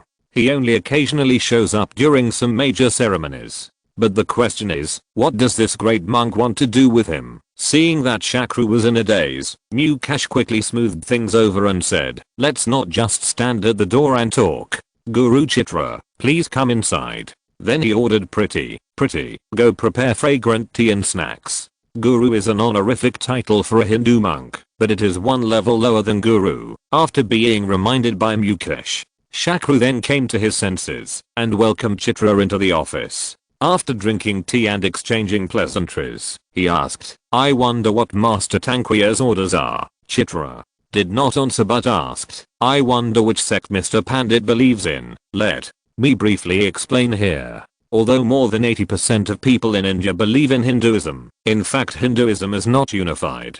It does not have a pope who has been passed down from generation to generation in the Vatican like Christianity, or like Tibetan Buddhism. That way there is a son that can be reincarnated indefinitely. Hinduism is actually extremely chaotic internally, with numerous sects. They criticized each other endlessly. One of the main reasons for this is that there are too many main gods in Hinduism. Unlike other sects, Hinduism is a religion with multiple main gods. There are three largest main gods, namely Brahma, Shiva and Vishnu. These three shoulders are even on one side, regardless of top or bottom. But there is a difference in folk beliefs. Some people think that Shiva is very powerful and he can shoot out the Ganges river with one shot. How amazing is that? He once deceived the devil to go to hell. Some people think that Brahma is the most powerful. As a result, Hinduism is roughly divided into three sects, namely Brahma sect, Vaishnavism sect and Shiva sect, and then each major sect is gradually divided into several small sects. For example, the Shiva sect is divided into 7 major branches: the Sacred Shiva sect, the Kashmir Shiva sect, the Shaktism sect, the Beast King sect, the Mercury sect, the Lingayada sect, and the Kapalika sect. For example, Zingli sect is divided into left Taoist sect and right Taoist sect. In short, they are extremely numerous and chaotic. But the three most powerful sects at present are Vaishnavism, Shiva sect and Shaktism sect, which is independent from Shiva sect. Meenakshi temple is a standard Shiva temple. It is said that this goddess Meenakshi is the wife of Lord Shiva, and they also gave birth to 2 children. Although Shakru is a Hindu, neither the current Chinese soul nor the young Shakru is a devout believer. The reason why he believes in Hinduism is mainly to enjoy the treatment of a Brahmin, so he has never joined at all. No matter what specific branch of the sect, Shakru's father followed the path of asceticism. He only focused on cultivating himself, and did not interfere with little Shakru's choice at all. So Shakru replied, there is no specific sect yet. I believe in all 3 major gods. Chitra said then looked at Shakru with deep meaning and said, this morning I received a call from Master Tanqueya's direct disciple, saying that he wants to accept you as his disciple, and that you can practice at home. I wonder if you are willing, Mr. Pandit. This news was like thunder on the ground, shocking both Mukesh and Pretty. You must know that famous masters like Tanqueya rarely accept disciples. Many people have broken their knees to get such a thing. Opportunity, but now he has personally said that he wants to take Shakru as his disciple and actually allows him to practice at home. This is like pie in the sky. Just when everyone thought that Shakru would definitely agree in a hurry, Shakru shook his head and said, "Thank you Master Tanquia for your favor and love, but I think such a major life event still needs to be carefully considered. Then I will make a decision. So please, Guru Zirat, can you wait for me for a few days and then give you a reply?" Although he was a little surprised by Shakru's reply, Chitra, who is well versed in the world of people, still smiled heartily and said, It should. How can such a major life decision be made at once? Then I will go back and wait for Pan. Good news for you, Mr. Data. PS. Everyone can take a guess. Why did Tanquia accept Shakru as his disciple? PS. 5.15 Starting point is raining red envelopes. Starting from 12 noon, you will grab one round every hour, and a big wave of 515 red envelopes will depend on your luck. You will go grab it, and continue to subscribe to my chapters with the starting points you grabbed. Chapter 139 World Hindu Conference. As soon as Zirat left, Mukesh asked Shakru, "Shakru, why didn't you agree just now? What a great opportunity this is. No matter how many people ask for it, you can't get it, especially you. Just practice at home, and don't miss anything at all." Shakru didn't answer and asked, "Brother Mukesh, think about it, why Master Tanquia, who is far away in Madurai, suddenly sent people to accept me as his disciple for no reason? Why do I have a relationship with him? Doesn't he know that this kind of good thing that no one else can ask for will suddenly fall on my head?" Mukesh was indeed the richest man in India later. He was just shocked by the news, so he didn't have time to analyze it. Now after Shakru reminded him, he reacted immediately and suddenly realized, is Master Tanquia also interested in your prediction ability? Pretty on the side obviously still didn't react, and asked stupidly, "What does the boss's prediction ability have to do with Master Tanquia accepting him as his disciple?" Mukesh sighed and explained, "Preeti, you are still young, so you may not have seen some things. Our Hindu religion is not monolithic.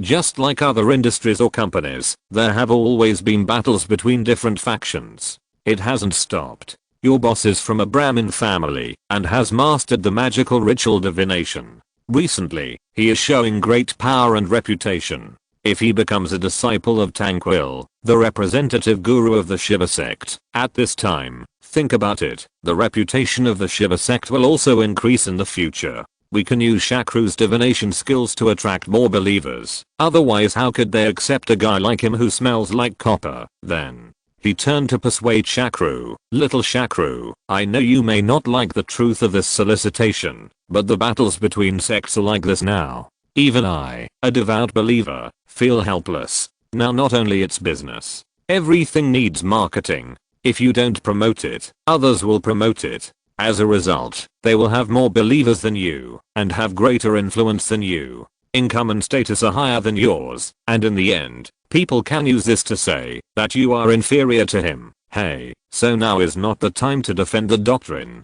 But even so, I think it's okay for you to become Tanquil's disciple.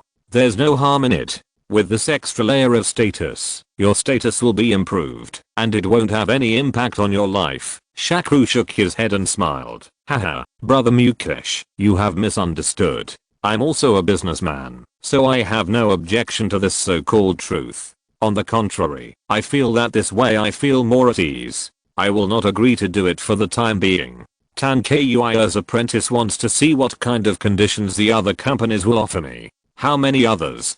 Do you mean other sects will come to recruit you?" Mukesh asked in surprise. Shakru nodded and said, "It should be more or less the same. As you just said, the competition among various sects is so fierce now. It is impossible for only the Shiva sect to be interested in a ready-made brand like me." That Zira just now also said that he happened to be in New Delhi on business, so he came immediately after receiving the call from Master Tanquia. "I guess other sects are not so fast, so I plan to wait for them for 2 days to see them. What's the price and then decide." Mukesh pointed at Shakru and said speechlessly, "Although I'm also a businessman, I really can't accept your method of treating faith as a business and selling it for a price. I feel that if the price is high enough, maybe MSLU are willing to do it. That is absolutely impossible. I don't want to lose my Brahmin identity. Okay. Brother Mukesh, don't be depressed. You know that I'm not a devout believer. Why do you care about this with me?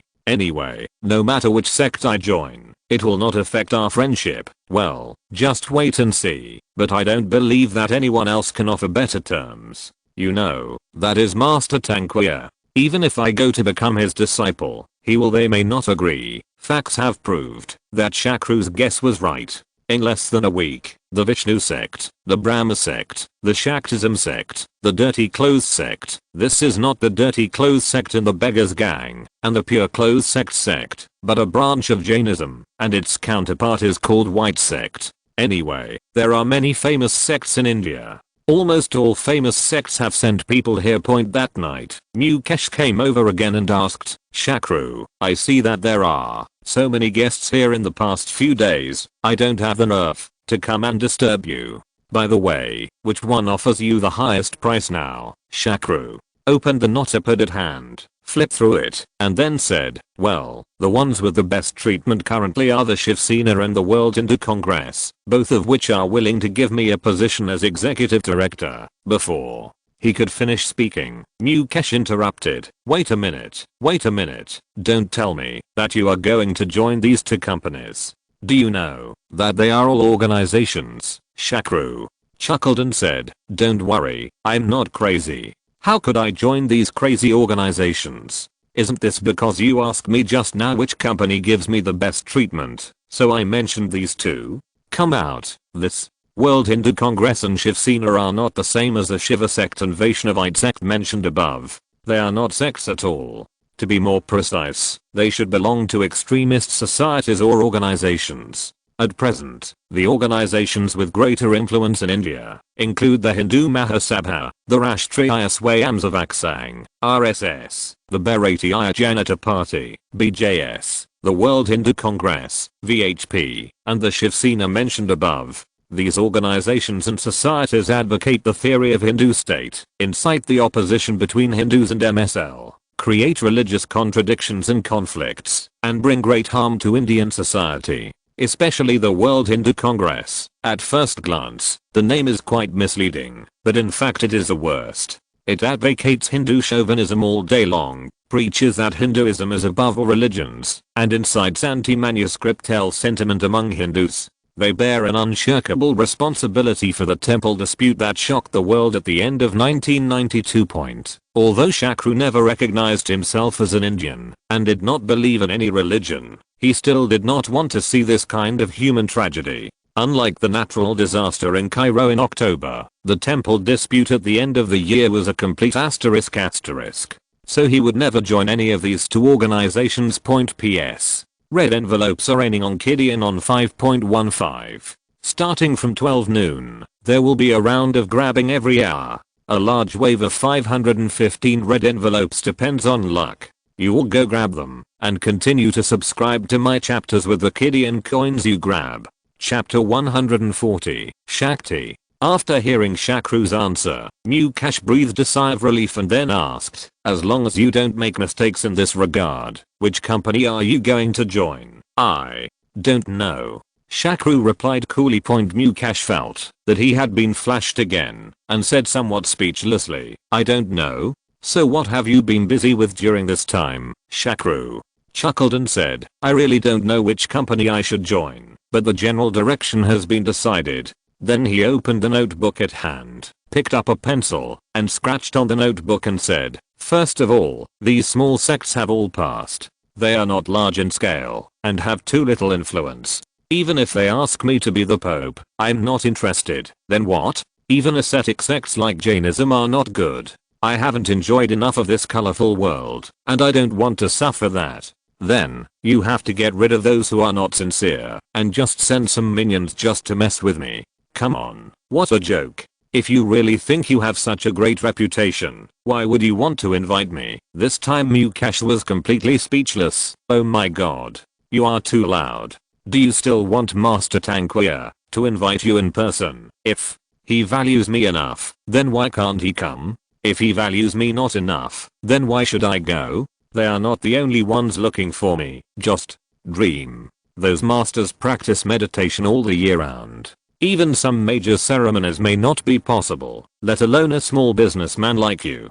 Before Mukesh finished speaking, Shakru's desk the phone rang, and as usual, the little secretary Preeti answered it, but after she answered it, she looked at Mukesh blankly. Mr. Anthony, a guru really came to visit. Don't say it's Mukesh this time. Even Shakru himself was very surprised, so he quickly asked, which guru is it? Isn't it really Guru Tanqueer? Preeti shook her head and replied, it's not Master Tanqueer, it's Master Samit from Belur. Master Tova, the Samit Tova guru mentioned by Preeti is the great guru of the Shaktism rite sect from the Belur area of Karnataka. He is definitely the one who has come to visit her recently. The most important person among people. The Shaktic sect, especially the rightist sect, has great influence in Karnataka. The fact that this great master came to visit in person shows how much he attaches importance to Shakru. Point for such a big shot. Even if Shakru didn't plan to join the Shaktism sect, he couldn't avoid it. Otherwise it would be more than just a matter of disrespect. So he and Mukesh took the lead, to wait at the gate. Not long after, a Mercedes-Benz stopped at the door. After arriving at the door of the office building, Master Tuao slowly got out of the car with the help of a disciple. Master Tova is about 60 years old, with a peaceful demeanor and calm demeanor. Although he doesn't speak much, his aura of being a great master has infected everyone around him. Although Master Tova came in person this time, it was not him who mainly communicated with Shakru, but his disciple Alok Mohant. This is also normal. Master Tower is very proud of himself. Identity. It was not convenient to talk about some bargaining, so I just made a simple blessing to Shaklu, and went to the quiet room that had been arranged for meditating. Mukesh saw that this was about to start bargaining. It was not convenient for me to be there, so I just found an excuse and took Preeti out. So there were only two people left in the office, Alok and Shakru. It was easy to say this at this time. Alok was the first to speak. Mr. Pandit, you have seen our sincerity this time. Even Mr. Tova, even such a great master who rarely goes out, came to visit me personally. Shaklu said quickly. I didn't expect that this little thing would alarm Master Tova. If I had known about it earlier, I must have gone to pay homage to his old man. Now that his old man is here, can you agree to our proposal? Alok asked straightforwardly. Shakru thought for a moment, and then replied, actually, I have always admired your faction very much, but there have been too many things recently, and there are too many people coming to see me. So my mind is a bit messed up, so this I haven't made a decision yet. Through the last conversation, Alok knew very well that the so-called descendant of the kingdom's Pandit family was actually a businessman through and through. He had no respect for religion at all. It didn't matter which sect he joined. Just look, the price given by the family is higher. If it were not for the fear of losing his Brahmin status, it is possible that this guy would turn around and join MSL. I don't know how such a person was allowed to inherit the ritual divination. It seems that the goddess, there are times when mistakes are made. Although he was complaining crazily in his heart, he still had to say with a smile on his face, Mr. Pandit's ritual divination is so effective, it will naturally attract everyone's attention. It is normal to be busy recently, but there are some things it's better to do it sooner rather than later, don't you think? Shakru knew that he was making a request, so he pondered for a moment, and then said, you also know that I'm a businessman, so I'm usually very busy, so it is difficult for me to have time to participate in general activities. In addition, I don't like to be restrained, of course, and I don't have many financial needs. My only hope is that the sect can support me on certain special occasions. The implication of this is that I joined the sect not for money, nor for the position within the sect. I have my own business, so don't arrange those messy positions for me. I don't have the time to manage it. I joined the sect for a name that can elevate my status and become a talisman at a critical moment. Alok was prepared for Shakru's request. In fact, they had studied it before coming. Shakru himself is a well-known businessman. He will never lack money. The position and power within the sect will not be attractive to outsiders like him.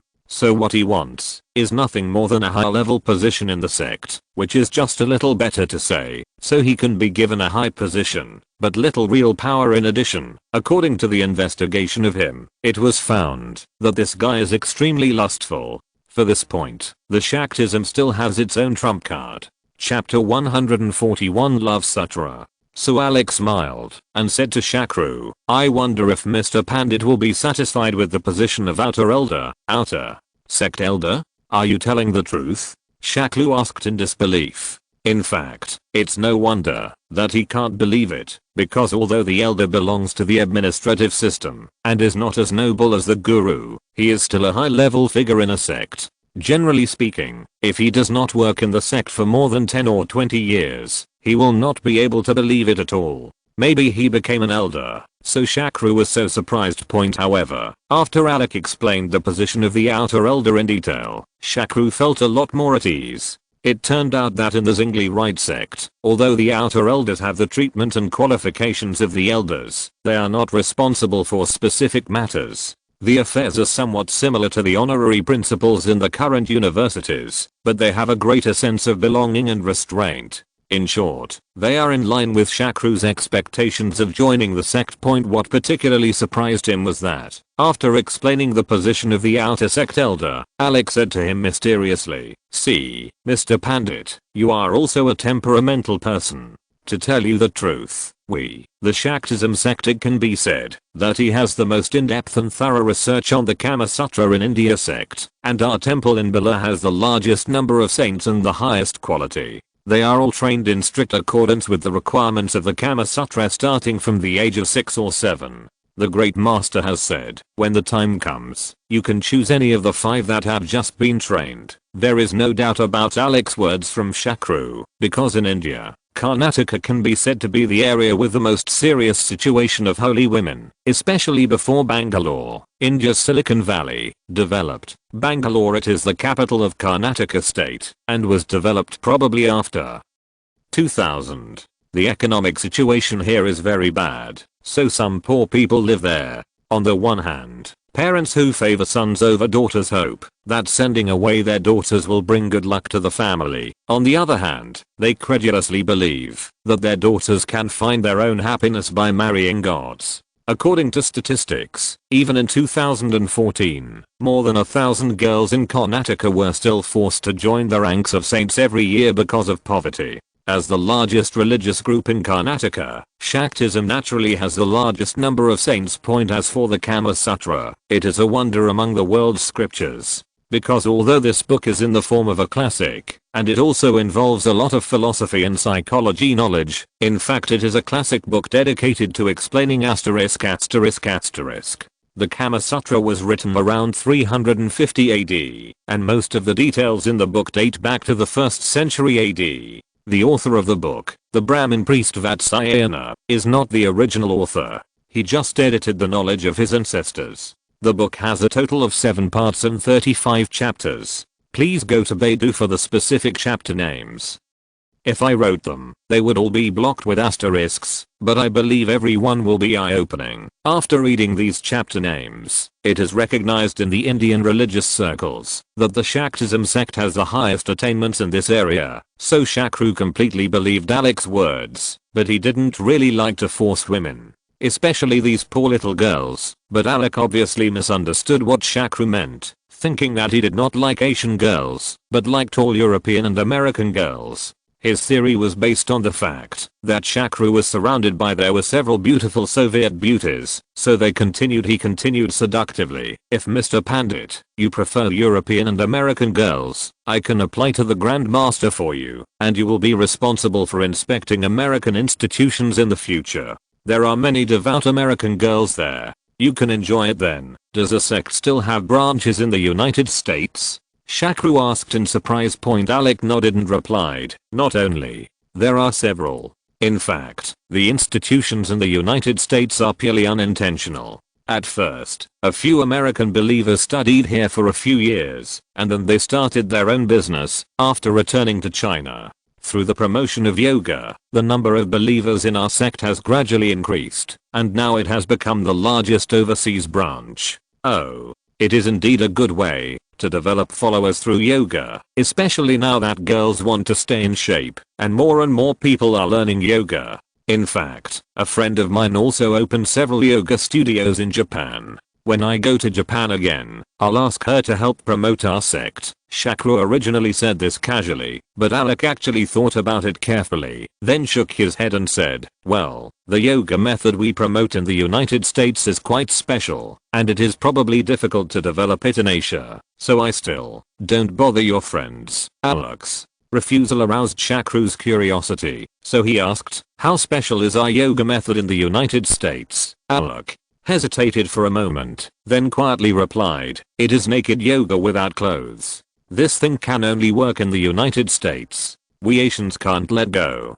At the beginning, the few American believers were all female believers. At first, they only spread and taught authentic hatha yoga among women. Maybe because they were all women, and yoga requires a lot of exercise, they wore less clothes. Later, some people simply wore underwear to exercise. In the end, I don't know how it developed into completely not wearing clothes. As a result, it became popular in the United States, so they began to promote naked yoga thoroughly. From the 1980s to the present *** yoga has always existed in the United States, and there are special venues in San Francisco and other places. This model inspired Shakru's thinking. Who said that Asians can't let go and can't accept this model? At least Japanese women should have no problem in this regard. He can take Aijima to the United States to learn advanced experience and then promote it in Japan, but the benefits here can only be enjoyed by himself.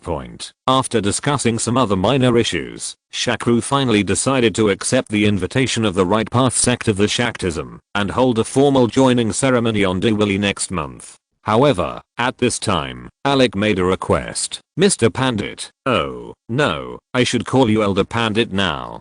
The master wants you to predict the major events that may happen recently before holding the joining ceremony, so that the effect of the ceremony will be better. Chapter 142. The Temple Dispute. Shakru understood Alec's request very well. The Shakrupa was willing to spend such a high price to recruit him because he valued his so-called sacrificial divination. If he didn't show his skills by then, it is estimated that, even if he gets the position of the outer elder, he will not be able to sit firmly. Fortunately, he has been prepared for this. The last time he almost told Mukesh about the religious riots at the end of the year. This is the right time to bring it out. So he smiled and said, I happened to have a big event in my divination recently, and I just asked Guru Alec to help report it to the Great Master to see if it is appropriate to announce it at the ceremony. Oh, I wonder which country's major event you predicted this time. Alec asked with interest. It's not another country, it's our India, and it's caused by sectarian issues, and the number of casualties far exceeds that of Cairo. This natural disaster can be called ****. Shakru pretended to be sad. He said slowly like a magic stick. Alec was shocked by this answer. To be honest, if it weren't for Shakru's previous reputation for predictions, he would not believe such sensational words. So he quickly asked, I dare to ask Elder Pandit, where on earth will this happen? Such a human tragedy. The northern holy city of Ayodhya should be in December, but I don't know the specific date. If Shakru was talking about other places, Alec would still be a little suspicious, but if this incident happened in Ayodhya, then he would not be surprised at all. As Balur is responsible for external affairs personnel, he knows the situation in Ayodhya very well. The two largest sects in India are Hinduism and MSL. The conflict between the believers of the two sects has not stopped for hundreds of years. As a holy land common to both religions, Ayodhya has always been the focus of conflicts. The source of the contradiction begins with the Mughal dynasty in the 16th century. It is said that Rama, one of the great gods of Hinduism, was born in Ayodhya. Dussehra, one of the three most grand traditional festivals in India, is to commemorate him. It is said that there was a temple of Rama there, but in 1528, the MSL rulers of the Mughal dynasty demolished the temple.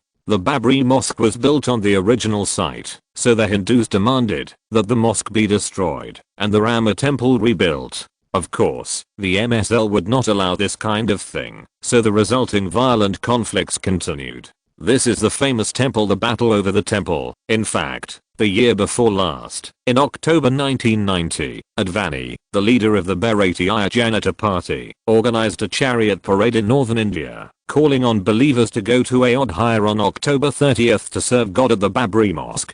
A Hindu temple was built on the original site. As the chariot approaches Ayodhya, Advani was arrested by the ruling Bharatiya Janata Party government, which immediately withdrew its support for the BJP in the parliament, leading to the collapse of VP Singh's BJP government. In May 1992, the Bharatiya Janata Party and the World Hindu Congress called on believers to go to Ayodhya to serve God again, and the participants were called People Who Serve God. On July 22, the Supreme Court of India ordered a halt to temple construction activities. Hindu leaders held talks with the Rao government and gave the government 3 months to come up with a solution. The ruling Congress party is in favor of building another Rama temple on undisputed land next to the Babri Masjid, but the BJP insists on destroying the temple and building a temple. Because both sides hold their own opinions, the talks yielded no results. Against this background, Alec was not surprised at all by the violent clashes in Ayodhya. He even felt that this kind of holy war would have to be fought sooner or later, and it would be almost impossible to reconcile it. However, Shakru dared to say with certainty that it would definitely break out in December, which still made him feel a little unpredictable. Could it be that this was the case? What kind of inside information did this guy get from the People's Party? But regardless, this was announced as a prediction during the ceremony. It is definitely very qualified, so he bowed slightly and said, "Okay, Elder Pandit, I will go back and report to the Great Master. I will invite you to Bilur after a while." As Shakru and Alec respectively released the news that Shakru was about to join the right-wing Bilur temple of the Shakru, the originally endless stream of religious people in front of the office building began to thin out, and Shakru was finally able to be a little quieter.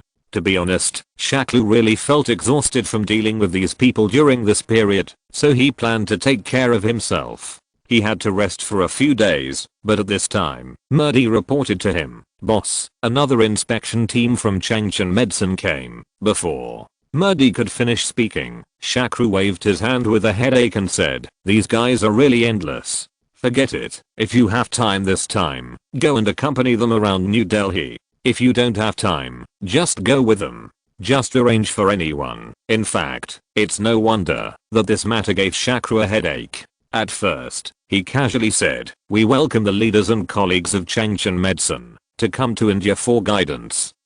Unexpectedly, these guys actually took it seriously, and they actually came for an inspection not long after group, although they claimed it was a public-funded inspection. But Shakru felt that it was all on his own, and it was not appropriate to ask others to spend money. Moreover, he was not short of the food and accommodation expenses, so he appointed the receptionist Murdy to be a tour guide and give them all the food and accommodation. Arrangements were made, of course, and he didn't care about the other expenses. As a result, the delegations could not be stopped, and they kept coming in waves. Moreover, the people who came were more and more outrageous. At first, they were all leaders, salesmen, and our U002060 personnel, but later they became unreliable.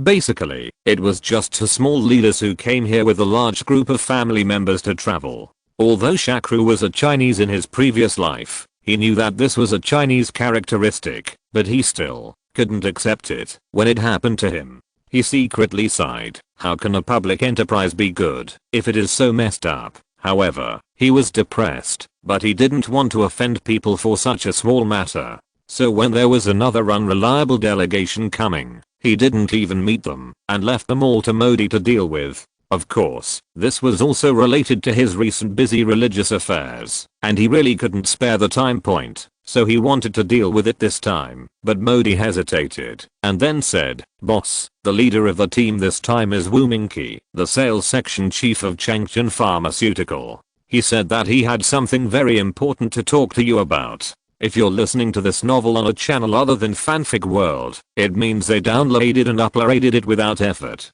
We cordially invite you to visit our channel, Mundo Fanfic Novelos. There you'll find the original version of this story and you can explore many other novels of various genres. We're waiting for you to immerse yourself in a world of incredible novels. Chapter 143 Chinese Characteristics. Although Wu Mingqi is only a small section chief in name, in fact he has a lot of power. According to Shakru's understanding, in some aspects, his energy is greater than that of some deputy factory directors. So Shakru's meeting with him Lu Huan really couldn't refuse, so he said, well, you arrange for him to come over, and I'll talk to him. Wu Mingqi came to Shakru's office that afternoon. Shakru stood up and welcomed him. I'm sorry, Section Chief Wu, I have a lot of things going on here recently, so I have neglected some things. Please forgive me. Wu Mingqi replied very politely, Mr. Pandit, you are too polite. I know that you are busy. We are just casually walking around. It is enough to have Mr. Murdy with us. Then the conversation changed and continued. Said, but I do have an important matter to discuss with Mr. Pandit this time. Oh, I wonder what big deal Chief Wu has this time. Shakru asked curiously. Wu Mingqi did not answer but asked, I wonder if Mr. Pandit is satisfied with the drug price we provide. Regarding this question, Shakru feels that it is really difficult to answer. In fact, he feels that the domestic price is already very cheap. He has doubled the price 5 times in India and still sells well. However, as a businessman, he naturally hopes that the purchase price will be as low as possible. Okay, so he pondered for a moment, and then said, well, of course it would be better if it was cheaper. Shakru was originally just a habitual answer from businessmen, and he did not expect the manufacturer to really lower the price. After all, who would lower the price for you for no reason? However, to his surprise, Wu Mingqi actually nodded and said, me too. I think so, Mr. Pandit. Now there is an opportunity to double the purchase price. Would you be interested? Such a good thing. Of course I'm interested. Does your factory have any preferential policies recently? Shakru asked happily. For any businessman, if he can have the opportunity to lower the purchase price, everyone will can't miss it. Wu Mingqi shook his head and said, our factory does not have any preferential policies, but I can help Mr. Pandit contact another pharmaceutical factory. The price of this pharmaceutical factory is only half of our pharmaceutical factory, but please don't worry, I can guarantee that all the quality of their medicines is exactly the same as that of our factory. Shakru was a little confused about Wu Mingqi's answer. He hesitated and asked, Section Chief Wu, is your factory going to terminate cooperation with me? Wu Mingqi waved his hands repeatedly and said, Mr. Pandit, you have misunderstood. You are now a large foreign exchange accountant in our factory. How could we terminate our cooperation with you? But today I'm not here on behalf of Changchun Medicine, but on a personal basis. I'm telling you this. Wu Mingqi then gave a detailed explanation. Although what he said was very obscure, Shakru already understood what he meant. It turned out that this was another thing with Chinese characteristics. In fact, the thing is very simple, that is, someone took a fancy to this cooling oil foreign exchange business, so they started to make crooked ideas basically. Wu Mingqi and the so-called leaders of several pharmaceutical companies jointly opened a leather bag company. But they can get fully qualified drugs from pharmaceutical manufacturers at any time at a low price, so only Shakru cooperates with them. You can get genuine medicines that are exactly the same from quality to packaging at half the original price. This kind of thing is a common phenomenon in many factories in the late stage of state-owned enterprise reform. For example, for a state-owned machinery factory, there must be 2 small trading companies nearby. Here you can buy genuine goods at very low prices. In any case, you are cheating the factory and enriching yourself. According to the nature of a businessman, Shakru felt that he should accept this matter gladly. Anyway, the quality of the goods would remain unchanged, and the purchase price could be discounted in half. As long as his profits can be increased, that's fine. As for how much loss Changchun Pharmaceutical Factory will suffer because of this, what does that have to do with him? In fact, Wu Mingqi saw this clearly, so he dared to talk to him openly. But don't know why. Shakru always felt very uncomfortable, that kind of very uncomfortable feeling. After hesitating for a long time, Shakru finally made a decision and said to Wu Mingqi in a deep voice, I'm sorry, Section Chief Wu, I can't agree to this cooperation. Because I can't be sure of the quality of the goods in this kind of transaction. Once quality problems occur, I can't find a suitable solution. A big factory like Changchun Pharmaceutical makes me feel more secure. A small part of the reason why Shakru made this decision was that he was worried about the situation just mentioned. No matter how big a leader is, his credibility cannot be compared with that of a big factory. After all, a monk can run away, but a temple can't.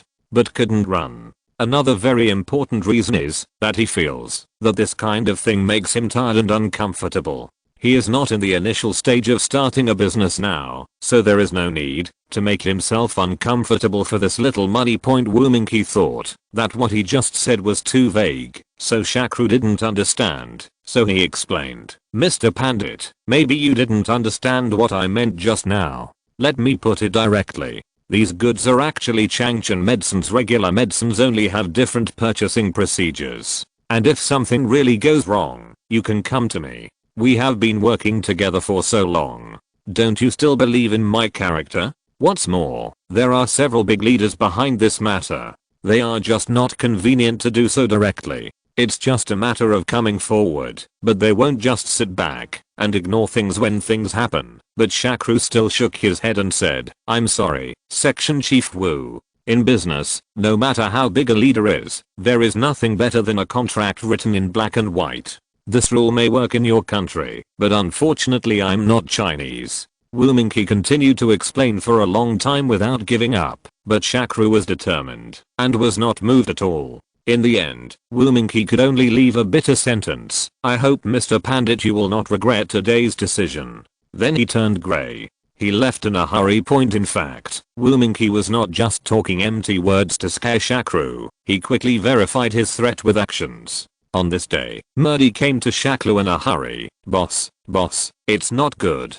Changchun Medicine said that, because our recent shipment volume was too large, they can't supply it temporarily. It will take some time for the shipment to be sent to us. HMPH. I really thought that without Zhang Butcher, I would have to eat pigs with hair on them. You guys underestimate me too much. Shakru snorted coldly. PS. It's so cold today. My hands will freeze while typing in the office.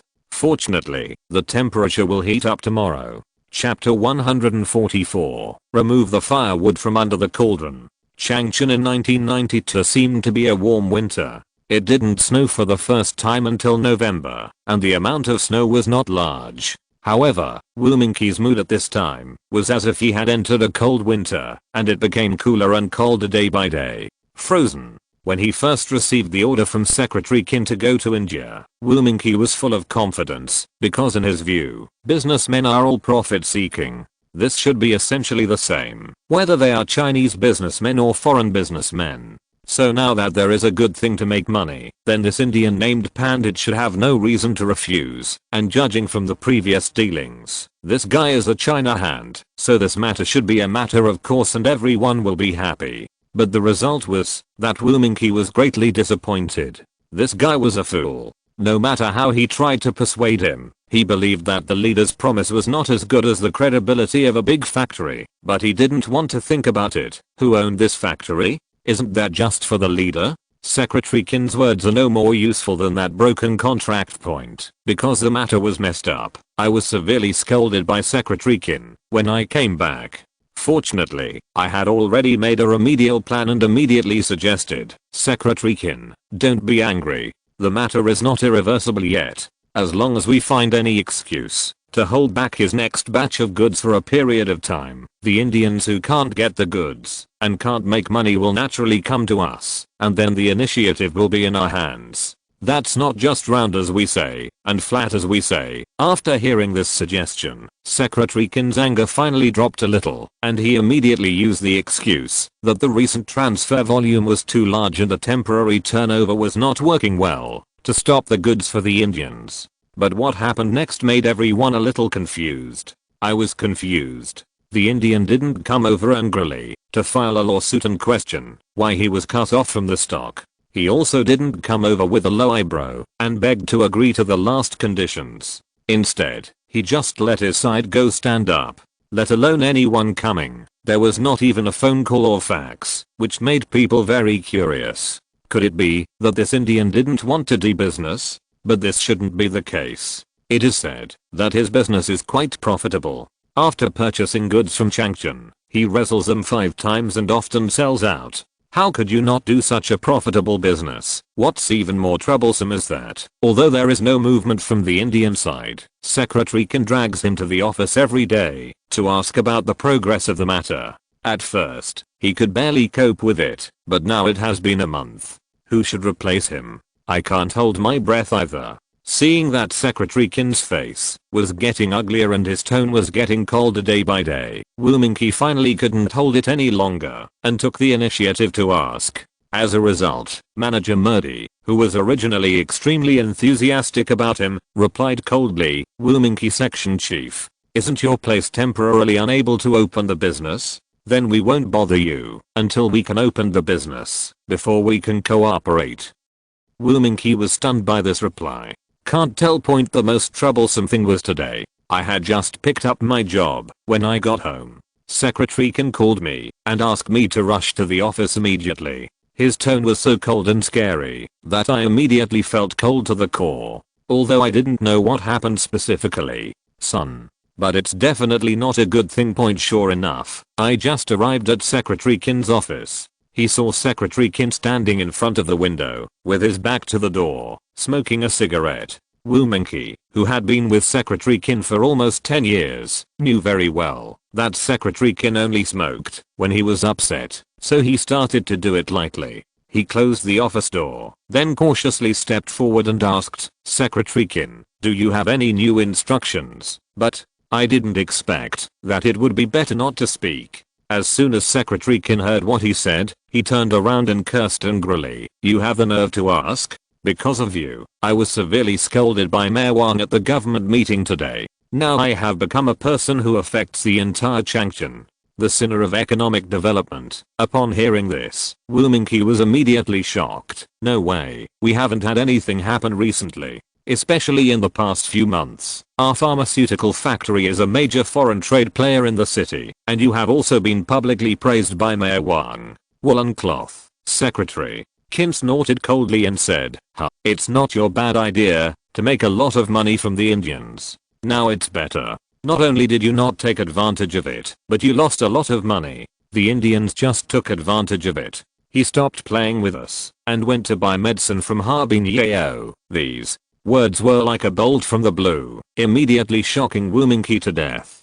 Originally, he thought that he could do whatever he wanted by blocking the Indians with the supply of goods. He even prepared various possible reactions from the Indians. The only thing I didn't expect was that this Indian actually waved his hand. He immediately came to the bottom of the pot, turned around and ran to other pharmaceutical factories to purchase goods. This was too unconventional, so he stuttered and said, How can this be done? He is obviously one of us as a customer. How can you go to another pharmaceutical factory to purchase goods? This is not in compliance with the contract." "Contract? Now you remember the contract? Isn't that what you said at the beginning? Because the Indians don't have an exclusive supply contract with us, so we can use this loophole to open our own company and make a lot of money. Now, there is a loophole, but they ran away, and we didn't catch anything." Secretary Qin pointed at Wu Mingqi's nose and cursed. In fact, it is no wonder that Secretary Qin is so angry, because Mayor Wang scolded him even more fiercely at the government work meeting today, and directly slammed the table and scolded, "Do you know how much the government spent to win this foreign trade project? Even I personally relied on personal connections to keep this order in our Changchun. As a result, you are so good, playing bureaucratic style with me on such a big matter. People have sent orders to me several times, but you can't make ends meet. What can I say to you? In order to attract foreign investment, which city and which level of government is not trying to invite foreigners in? You are so good that you pushed away the fat meat that is already in your mouth. Do you know how happy those people in Harbin are now? This is a good thing for them. With your previous experience, how do you think Harbin will treat this Indian? It is easy for you to push him out today, but it will be difficult for you to invite him back. And have you thought about the bad influence caused by this incident? With such a previous record, will anyone dare to invest in Changchun in the future?" Chapter 145 Heavenly Dance Treasure Wheel. Mayor Wang is actually the father of Liu Zhan's fiancé Wangjing.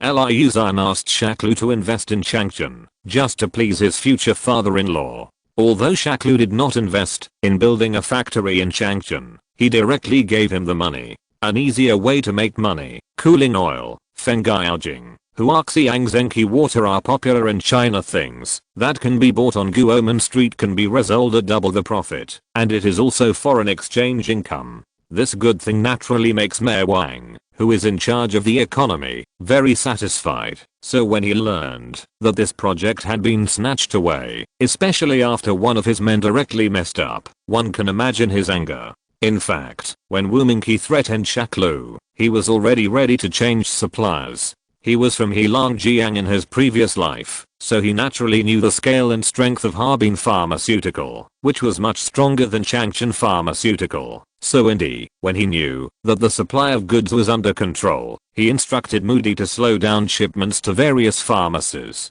On the other hand, he personally went to Harbin and signed a long-term supply contract with the Harbin Pharmaceutical Factory Point. But before he went to Harbin, he still said hello to Liu Zhan. After all, he kept this project in Changchun just for Liu Zhan's sake. Although it was not his responsibility to leave now, he still had to do it. Explain this matter clearly to Liu Zhan. Point. When Liu Zhan learned the ins and outs of this incident, he became furious. Lao Sha, why didn't you tell me about this earlier? If I bully you Lao Sha in Changchun, wouldn't that be equivalent to slapping me in the face in public? Just wait. I will go to that pharmaceutical factory and lift the table. Shakru quickly stopped. Old Liu, it's not necessary. It's really not necessary. You just pay little attention to local enterprises. In fact, there are many such things, and many people even get their first pot of gold this way. It's just that I don't really like this style of doing things, so the main problem in this matter is me.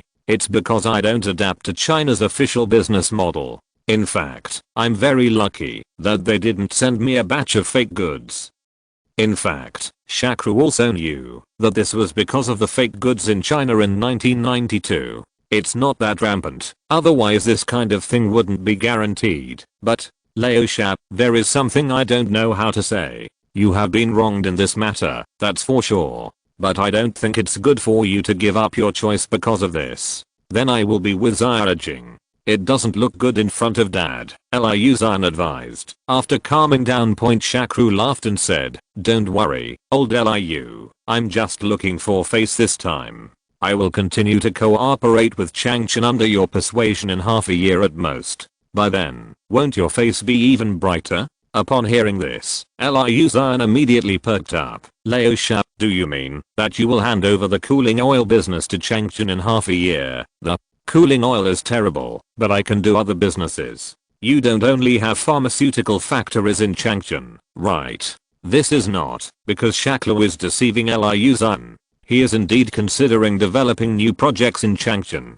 But now is not the time. Well, that's right. Okay, Lao Sha, then I'll wait for your good news. By the way, I have to talk to Ziyajing's father about this matter. It's really outrageous. Liu Zhan hated it. Said hatefully. Hence the scene at the end of the previous chapter. Thanks to the lessons learned from Changchun Pharmaceutical Factory, Harbin is very enthusiastic about Shakru. In fact, Shakru prefers to cooperate with Harbin because he was from Heilongjiang in his previous life, and Harbin is where his university and university are. I have worked here before, so I have a very deep affection for this place. However, he did not stay in Harbin for too long because Diwali was coming soon, and he had to rush to the Bilur Temple to make preparations for joining the religion. Bilur Temple is called the Baroque of India. It was built by the Hathras dynasty, the ruler of the 12th century. The entire temple is extremely spectacular. A single family building, made entirely of stone. The complex and exquisite reliefs and vertical sculptures surround the entire building. The well-proportioned overall beauty and precise sculptures are breathtaking. This time, the person responsible for receiving Shakru was still the familiar Guru Alok. Compared to the leftists who insisted on the 5 precepts, there are 2 versions of the 5 precepts. I don't know which one is accurate, so I won't go into details. The rules of the right sect of Shaktism appear to be fewer and easier to accept. After meeting several great masters, what Shakru needs to be familiar with and practice is a Diwali ceremony, and his on-site divination performance matters at the time point. Yes, it was a performance. When talking about this matter, Alec was somewhat embarrassed. Elder Pandit, I also know that this is inappropriate, but in order to comply with the traditional rituals of our Shaktism sect, there is no other way. Fortunately, there is still time, and we can still discuss some specific procedures. Although Shakru is very helpless, he can understand this. These rituals are for believers to see, and they cannot fool people unless they are a bit mysterious. Now that he has joined the rightist sect, he naturally has to cooperate with the ritual, but there were some moves that he really couldn't do. In the end, he chose a magic weapon similar to the Cheyenne Wu Baolin as the main prop for his divination. All other actions were also centered around this magic weapon of the heavenly dance wheel as the magical weapon of Shiva, the god of destruction, and the Shaktism sect is a branch of the Shiva sect, so the style of the magical weapon is also in the same vein as the Shiva sect. Fortunately, such hard rehearsals also had benefits. Near evening, Alec took Shakru to a secret place behind the temple and said to Shakru mysteriously, Elder Pandit, this is the place where our temple trains the saints. With your level now, you can choose any of the 5 saints here as your personal saints. They can meet your various requirements, and once you get tired of one of them, you can also replace it here. So please feel free to relax, choose carefully, until you are satisfied. Shakru admits that he is by no means the kind of person who can sit back and relax, and can even be said to be lecherous. However, he has no interest in forcing others. Gong Li's case was because he had long known that she and Leo Mao the wife would not last long, and the atmosphere in the underground dance hall at that time was ambiguous, so I made an exception. So I was a little repelled by this arrangement, so I declined. Well, I don't like sharing women with others, so this benefit is still forget it. Hearing what Shakru said, Alec was a little dissatisfied. Elder Pandit, what are you talking about? How could you arrange such a woman for you? Don't worry, the girls here have never served anyone before. Chapter 146 Kind-Hearted. PS. Today's chapter may be a bit of a spoof. There is no data to support it. It is purely made up by me. However, I think it is possible. There are so many saints in the temple, and how many saints are equipped for their elders? It should be human nature to have someone serve you everywhere. After saying that, Alec dragged Shakru and walked in. Once inside, Shakru suddenly felt enlightened. The layout inside was completely different from the outside. It was quite magnificent and the space was huge. As soon as the two of them came together, after entering, a tall woman about 30 years old came out, bowed first, and then said respectfully, "See Elder Pandit and Guru Alec." Alec, who had always been very submissive in front of Shakru, now ordered with full majesty, "Today is to select the saints for Elder Pandit to carry with him, so be sure to call all the best saints here. There can't be any omissions. Do you understand?" The tall woman bowed and responded, "Please rest assured, elders and great guru, we will never miss anything. I will prepare it now." After the woman left, Alec explained, "Elder Pandit, it's like this. Some people who have contributed to the temple or the sect can occasionally come here to select saints, but their selection range is very limited. Only such elders can choose without restriction." Shakru nodded silently and did not speak, but for some reason he always felt like he went to a nightclub to choose a princess in his previous life. The next scene made his feeling more and more intense. He saw the tall woman who had just been ordered out came over with more than a dozen young girls wearing colorful saris. When the girls all stood in a row, after looking at Shakru with her head held high and a smile on her face, she took a step forward and said, "Elder Pandit, these are the most outstanding girls here now. Please choose." Shakru thought, "It's over. This is more like choosing a princess in a nightclub. This feeling is really too inconsistent." What makes it even more difficult for him to accept is that these girls are too young. The oldest is only 11 or 12 years old, although there is Nakamura Zinghang's age, but not as tall as Nakamura Zinghang. So Shakru is not interested at all. Alec also saw that Shakru was not satisfied, but he was a little strange. It was said that the quality of these saints was good. How could this pandit be dissatisfied? Could it be that he had any special hobbies? So he whispered asked, Elder Pandit, what kind of girl do you like? You don't just like tall European and American women, right? Shakru really wanted to answer that he still likes tall European and American girls, but considering that the wife he will marry in the future must be an Indian girl, wouldn't it be contradictory then? So he answered vaguely, the main reason is that these girls are too young. So, you like a slightly older girl? Alec asked in surprise point. Although Shakru didn't understand what Alec's surprise was, he still nodded and replied, yes, it is best to be over 15 years old. Elder Pandit, you are so kind-hearted. Alec praised with a thumbs up point. After Alec's explanation, Shakru understood the situation inside. It turned out that when a saint was adopted in the temple, a selection process would be carried out at the beginning, and the best ones with better qualifications would be selected and sent here alone for training.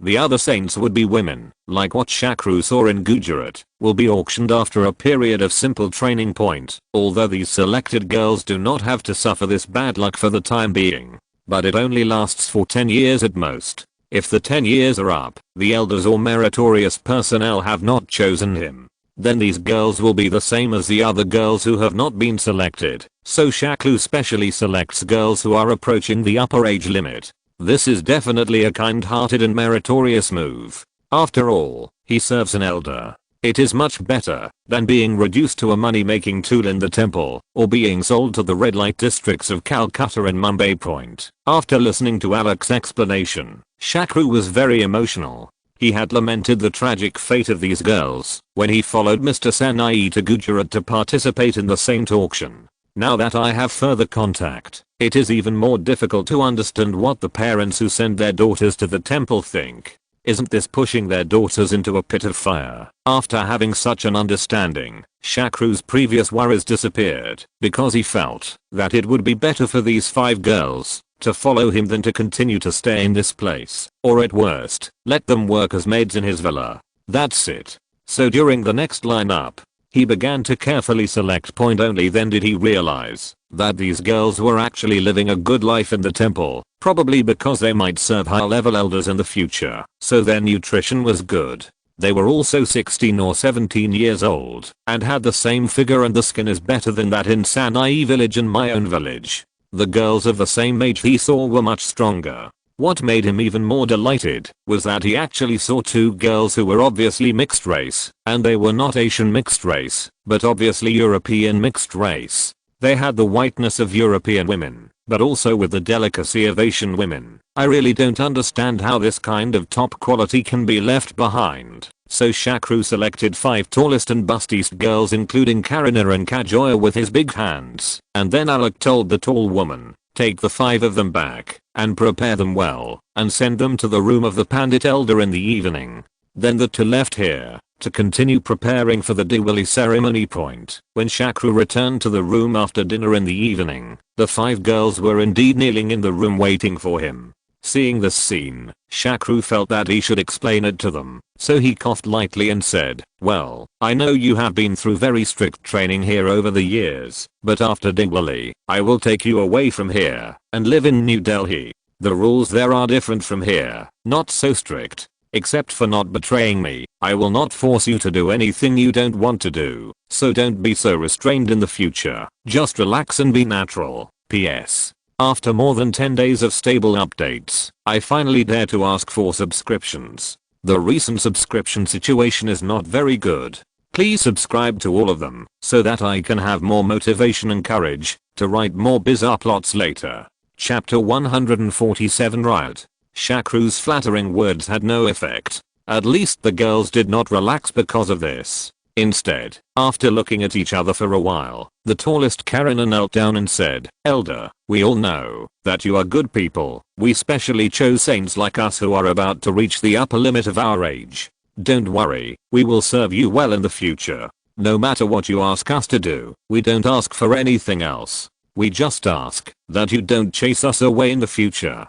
Come on, we'll be so grateful. Seeing their appearance like this, Shakru knew that they would not be able to change their ideas and thoughts for a while, so he simply was too lazy to talk nonsense. He would wait until he returned to New Delhi and let Bivopava educate and comfort them, but on that day in the evening, he enjoyed some royal service and truly saw how extensive and profound the knowledge in the Kama Sutra was. Writing this part is naturally to lead to the inner story, but the Karshok part of the inner story has not been finished yet, so I can only wait until next week or the week after that to write the inner story of this section. Time is fast approaching for Diwali in November.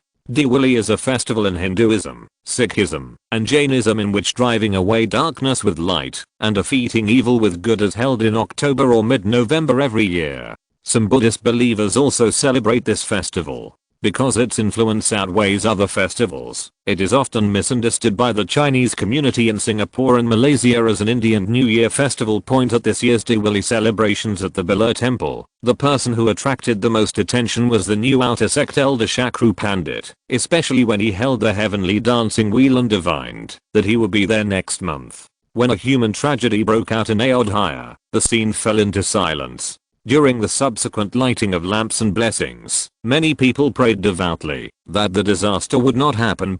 However, everyone's prayers had no effect, and soon after, the Bharatiya Janata Party and the World Hindu Congress suddenly announced that Hindus would hold a holy ceremony to rebuild the Rama temple on December 6th, and called on Hindus from all over the country to go to Ayodhya to participate in symbolic voluntary labor to rebuild the Rama temple. As a result, on December 6, 1992, thousands of Hindu volunteers forcibly stormed and demolished the Babri Mosque in the disputed holy city of Ayodhya in Uttar Pradesh, India, leading to outbreaks across India for nearly 20 years. The most serious nationwide religious riots, resulting in more than 1,100 deaths. More than 4,000 people were injured. This incident caused strong repercussions and waves of protests in countries. Fortunately, the Rao government, which had just come to power, was able to take quick and decisive measures in just a few days, which played an important role in quelling the riots. On the night when the temple destruction incident broke out, Indian President Sharma immediately announced the dissolution of the Uttar Pradesh government and parliament governed by the Bharatiya Janata Party and the implementation of presidential governance. Meanwhile, Prime Minister Rao also delivered a televised address to the nation, calling on all citizens to maintain calm, peace and harmony. Subsequently, the government ordered the arrest of 26 Hindu activists and detained Bharatiya Janata Party leaders Joshi and Advani. In addition, the Indian government also accused him of provoking confrontation between different religious groups. 5 organizations including the National Volunteer Corps, the World Hindu Congress, the Promotion Association and the Volunteer Corps were banned. At the same time, the government quickly dispatched troops to Ayodhya, dispersed thousands of Hindus gathered around the mosque, and sent them home, thus taking control of the place where the incident originated. The government also promised to rebuild the destroyed Babri Masjid, which stabilized the hearts of the MSL. Secondly, Prime Minister Rao also convened a cabinet meeting in a timely manner and gained the support of all cabinet members. The Congress Party also unanimously expressed its solidarity around Prime Minister Rao. In addition, Parliament was prorogued, allowing members to return to their respective locations to help quell the riots.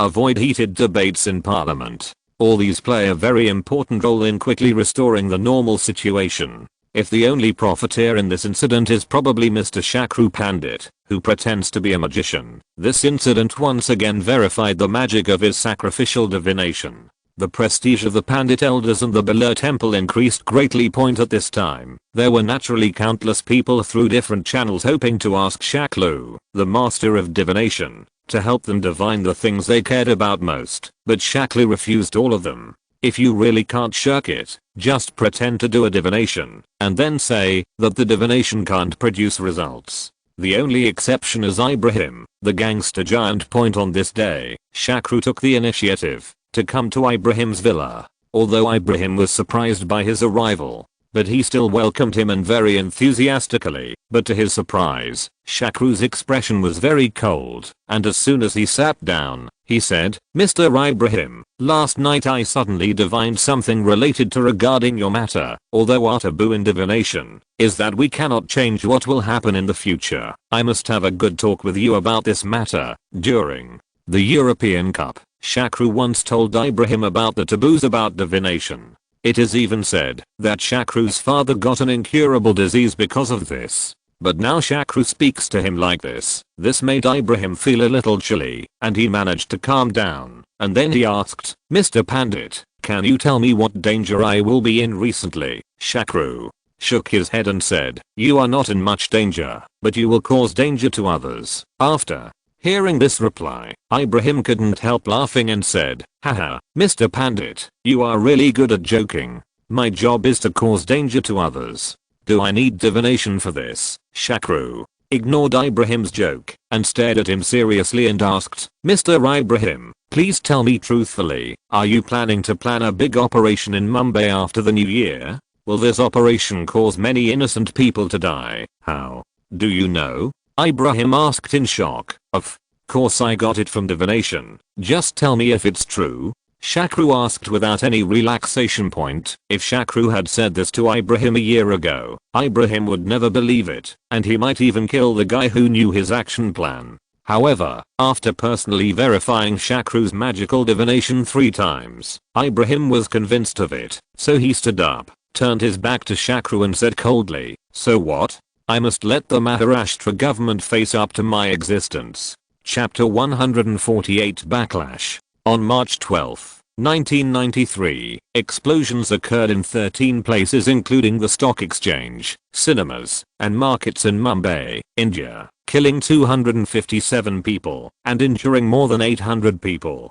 The police later confirmed that the explosion was planned by Indian gangster David Ibrahim. It is reported that this is the most horrific tragedy in Indian history. In fact, this incident had nothing to do with Shakru. No matter how many people died in Mumbai, it would not cause him any loss. But Shakru always felt that he should do something to avoid this kind of human tragedy. So he once again said, "Mr. Ibrahim, I don't know what kind of conflict you have with the Maharashtra government, but I think there should be more than one solution. And do you really think you have done this? Will the government compromise with you after this incident? If there were no casualties or social panic, then I think it might still be possible. But if hundreds of people are killed or injured like the results of my divination, how do you think the government will react? Doesn't that mean you are forcing the government to use all its strength to deal with you? How can you possibly stay in India then? Are you willing to give up all the reputation and property you have managed to save over the years and end up taking advantage of those Somnath guys? And once you really leave India, how many of your subordinates do you think will follow you loyally? So this is completely a decision that outweighs the gains and losses." Although Ibrahim felt that what Shakru said was reasonable, he still said unwillingly, "Then what do you think I should do? Just let those guys in Maharashtra ignore me." Shakru thought for a moment and then said, "There should be many ways to do this. In fact, don't you just want to show them your strength? So instead of dealing with ordinary people, it is better to attack those government officials directly, such as put the bullet on his desk or just knock him out. Wary, put the knife on his neck and turn around to let them know that you have the ability to kill them at any time. This will be more effective than killing ordinary people who are not painful to him. Of course, I just said it casually. You are professionals in this area. There will definitely be a better way." Shakru said this without any psychological barrier. On the contrary, he felt that these Indian bureaucrats should really learn a lesson. He originally thought that China was the country with the most serious bureaucracy in the world, but it was only after he arrived in India that he discovered, compared with these officials in India, the Chinese government's efficiency can be said to be resolute, upright and honest. For example, the CEO of a large group in Hong Kong took the Hong Kong Chamber of Commerce to invest in India. He came back and complained, "If I want to do business in the mainland, I might find officials and connections in the mainland. It's not a big problem and the cost is not very high. But it doesn't work in India. I went to Department A and it still didn't work. B still wanted to speak. After B finished speaking, C came out again. In the end I realized that I had invited a bunch of people out. No one can do anything. As for the issue of sex in India, I will write a separate chapter in my work when I have time." Unexpectedly, Shakru's proposal really provided Ibrahim with a new idea. He even felt that this method seemed to be better than the serial explosion he originally designed. However, he was embarrassed to accept Shakru's suggestion directly. So he changed the subject and said, "Mr. Pandit, I remember you once told me, the taboo of your fortune tellers is to change the future. Your father even suffered from an incurable disease because of it.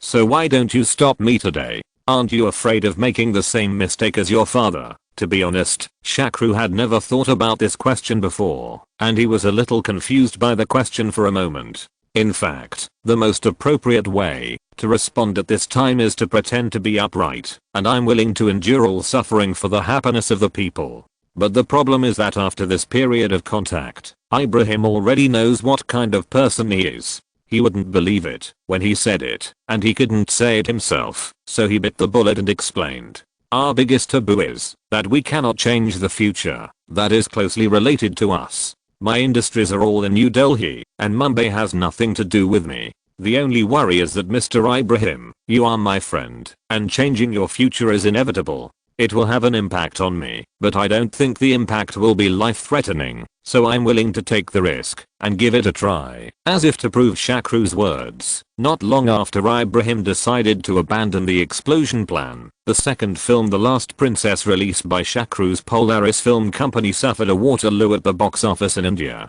It barely ran for a week, and then almost all theaters took the film off the shelves. Fortunately, the overseas box office was still good, so it didn't lose money. After Ibrahim learned about this incident, he was shocked. He thought that it was really because he helped him change the future that Shakru lost money, so he went to find Shakru and claimed to compensate him for his losses. In response to this, Shakru naturally he won't accept it. Point on the one hand, the reason for the rejection was that Shakru wanted the **** giant to owe him a favor, so that he would be more generous when he came to him in the future. On the other hand, this matter really had nothing to do with him. It was purely just a coincidence. Point regarding the reasons for the poor box office. Shakru, Rajkumar and several main creative staff conducted a detailed analysis and summary, and finally concluded that the reason for the poor box office of this movie in India was that it did not find the right market.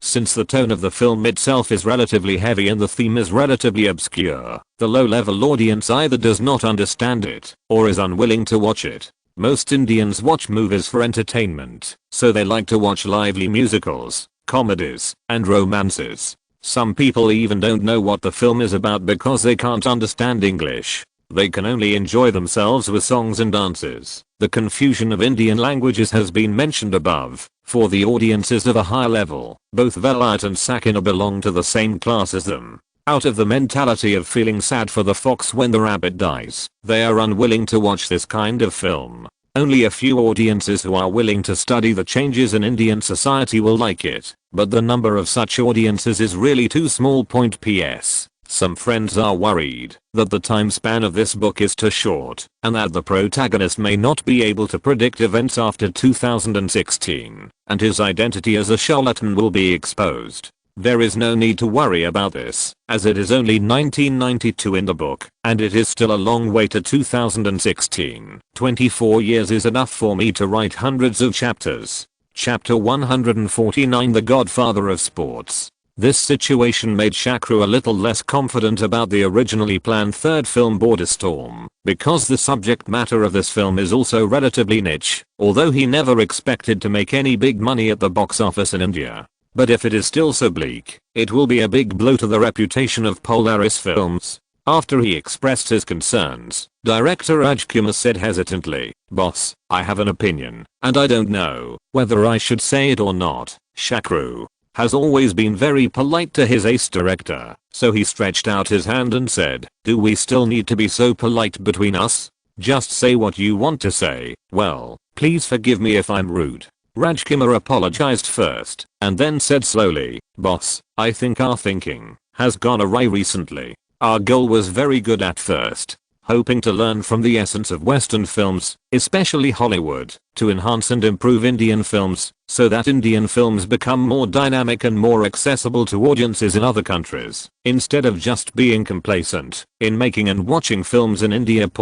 But now we seem to have gone a bit too far. Both in terms of material selection and shooting techniques, they are too catered to the tastes of Western audiences. The previous film Bandit Queen actually had this problem, but it was covered up because of its authenticity and topicality. But by The Last Princess it was completely exposed. The huge gap between the domestic box office and the overseas box office is the best evidence. After taking a breath, Rajkumar continued, "Of course, I also admit that it is much easier to make money overseas than at home, but if we completely abandon the domestic audience and market, will we still be shooting Indian movies? Our original goal is not about giving up Indian cinema, it's about improving it." After hearing what Rajkumar said, Shakru nodded and said, "Well, what you said makes sense, so what do you think we should do next?" Rajkumar thought for a while and then said, "I think the next movie should choose a theme that is closer to mainstream Indian movies, and then make small improvements, and add Western element, so that it will be easier for domestic audiences to accept it.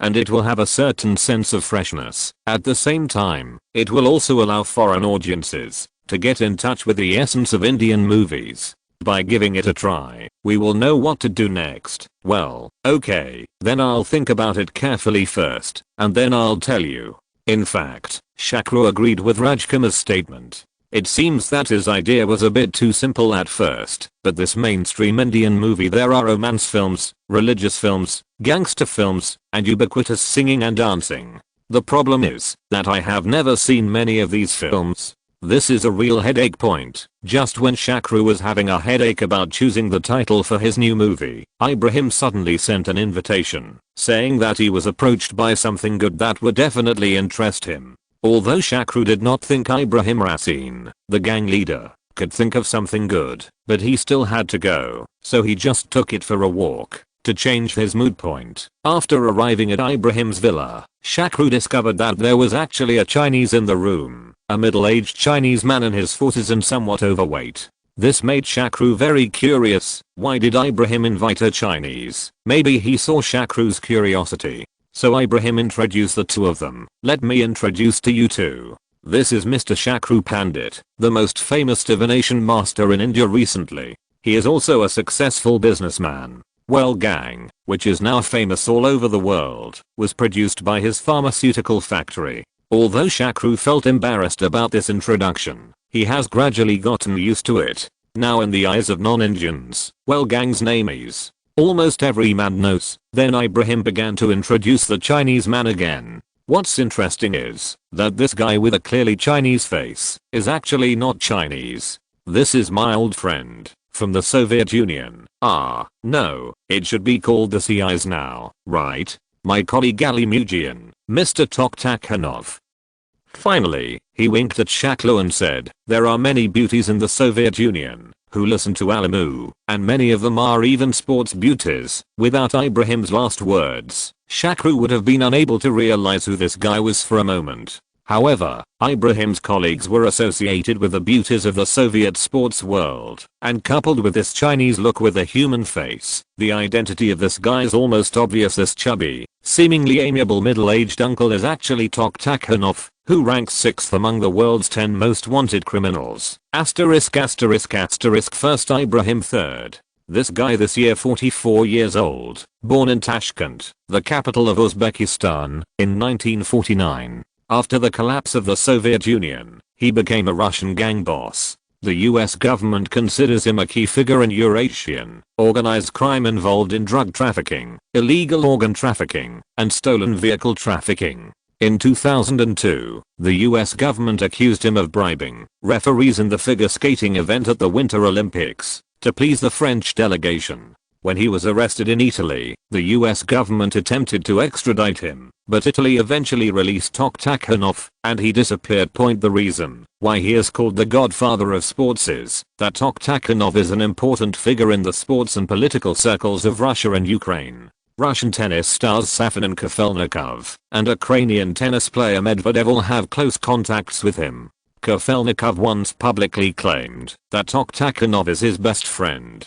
On Medvedev's personal website, there is also a photo of him with Toktakhanov, Safin and Kafelnikov in 1999. What made Toktakhanov famous all over the world was his manipulation of the 2002 Salt Lake City Winter Olympics in the United States. He was believed to have manipulated 2 gold medals in the pair skating and ice dancing competitions. In the pair skating competition, the perfect performance of Canadian player Sar/Petal lost to the Russian pair Berzina/Saharalids, who made mistakes and finished second. The jury's decision triggered a wave of criticism, accusing the jury of being seriously biased towards the Russian players who made obvious mistakes in the competition.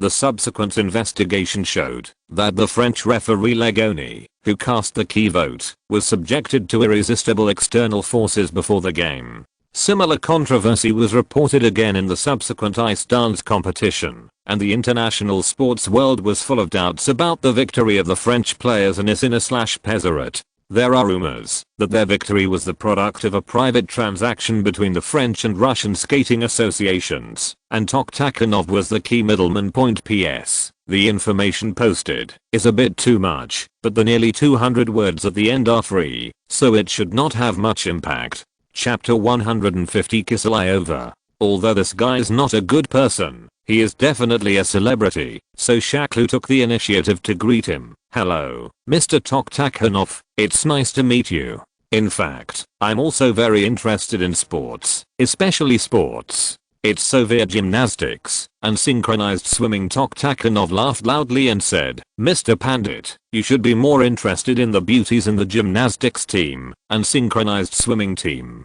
You have really good eyesight. This kind of girl who has been exercising since she was a child is not only she is beautiful, has a domineering figure, and her body is extremely flexible, and she can do all kinds of things you can't imagine. Seeing that the two of them had a good conversation, Ibrahim was also very happy. Brother Shakru, I know you are not short of money, but what happened last time was always the loss you suffered because of me. So no matter what, you have to give me a chance to make it up to you. Alimu is coming to India this time. When I got to him, I suddenly remembered that you have 6 beautiful Soviet bodyguards by your side, and Alimu has countless Soviet beauties in his hands, who can definitely meet your various requirements, so you have no reason to refuse this time. I believe no man can have too many women. Faced with Ibrahim's kindness, Shakru felt that he could no longer refuse, otherwise he would really be denying him face, and to be honest, he was indeed very interested in Soviet beauties, so he responded cooperatively, thank you for your kindness, brother, but Mr. Alimu, do you really have any gymnastics beauties here? There are no beauties in gymnastics at the moment, but I have brought a team of beauties from the synchronized swimming team. I will ask them to come over and pour wine while we are having dinner. Toktakhanov said with a smile. Hearing this, Ibrahim clapped his hands and said, then what are you waiting for? I can't wait for this dinner. Hurik, why don't you hurry up and make arrangements? Yes, boss, I'll make arrangements right away. Hurik took the order and walked out. When the dinner started, Toktakhanov really walked in with 2 beauties, then pointed at Shaklu and said, your task today is to accompany Mr. Pandit. The 2 girls obediently sat on both sides of Shaklu. Although Shaklu knew that he was the protagonist tonight, he could not monopolize the 2 beauties, so he put his hand on the tall, plump and slightly older girl on the left and said, it's enough to have this beauty with me. As for this little girl, let's go and accompany Brother David. Ibrahim shook his head and said, hey, Shakru, you are still too young. When you reach my age, you will know that the younger the beauty, the more delicious it is. On one side, he hugged an Indian beauty about 10 years old. Toktakhanov also nodded frequently. Regarding this question, Shakru just shrugged and did not answer. In fact, even when he was in his 30s in his previous life, he was not interested in Lali, and he was really interested in the beauty next to him. This woman, it can be called a stunner. How should I put it? She didn't show off. She just sat there with her slender and round thighs stacked up and down. I believe that the first thing that any man who sees him will think of is a warm face, comfortable large bed. Especially tonight, she specially wore a black evening dress with a low slit and high slits on the sides. As long as Shakru turned his head slightly, he could see her deep breasts. If his eyes moved slightly downward, he could see the slender thighs exposed outside the skirt and wrapped in brown mesh stockings. It's simply a naked temptation. What's especially unbearable is that this woman clearly wants to deliver the meal to her door. You can let him do whatever he wants. Just when Shakru was thinking wildly, the beauty first raised her glass and said, "Mr. Pandit, my name is Kiselyova. I'm very happy to meet you tonight." If Shakru knew anything about Russian synchronized swimming, he would be shocked. Because this Kiselyova is the future 3 Olympic synchronized swimming gold medalists, one in the 2000 and 2008 Olympics respectively. But it is obvious that Shakru has no idea about this, but this does not affect their relationship conversation, and even in order to create opportunities for them. Both Shin and Takhanov made excuses to leave the banquet early. At this time, Shakru finally had the opportunity to ask some questions that were inconvenient to ask in front of Takhanov. "Kiselyova miss, I'm curious why you came to India. Aren't you afraid of delaying your training?" Kiselyova replied with a wry smile, "If I don't come to India this time, no matter how much I train, it will be useless, because I'm the 3rd substitute in the team, and due to the shortage of funds in the team, if I don't work hard, maybe he will leave the national team." "No way, the national team's funds are already so short." Shakru asked in surprise. Kiselyova nodded and replied, "In fact, it is much more serious than you think. Maybe you are not very familiar with the Soviet Union. The Soviet Union is in chaos now, with political chaos and economic chaos, which leads to a loss of sports budgets. It's very tense, especially under this situation. There are still many shady and messy activities at the National Sports Commission." Shakru was very clear about the current economic problems of the Soviet Union, because at least half of his current wealth was obtained when he attacked the rubble, but he was not very clear about the problems in the sports world. Fortunately, Kiselyova went on to explain, "To be honest, I'm confident that my talent and skills are not bad, but because I have no backing and no one to support me, I have been suffering without opportunities, and have been the 3rd substitute point in the same training. Those athletes with backing have their own locker rooms, and they are also accompanied by several service staff, some serving tea and water, some delivering towels, and even special masseurs. But we have to take care of all the sundries by ourselves in addition to high intensity training, especially now that the allowance has been reduced again and again, not to mention buying new clothes and cosmetics. Even the necessary nutrition is not enough. I'm now 18 years old. I didn't find her detailed information. These data are all referenced from Ming Dong's book Rebirth of the Oligarch.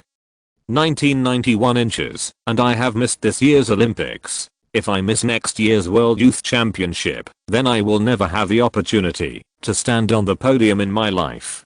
Mr. Pandit, can you help me?" Kiselyova said with tears in her eyes. End of this chapter. Thank you very much for reaching the end. Don't forget to like. Looking for more exclusive content and immediate access? Subscribe to our Patreon. Remember, every like, subscription, or donation encourages us to continue. Thanks to everyone. See you in the next video.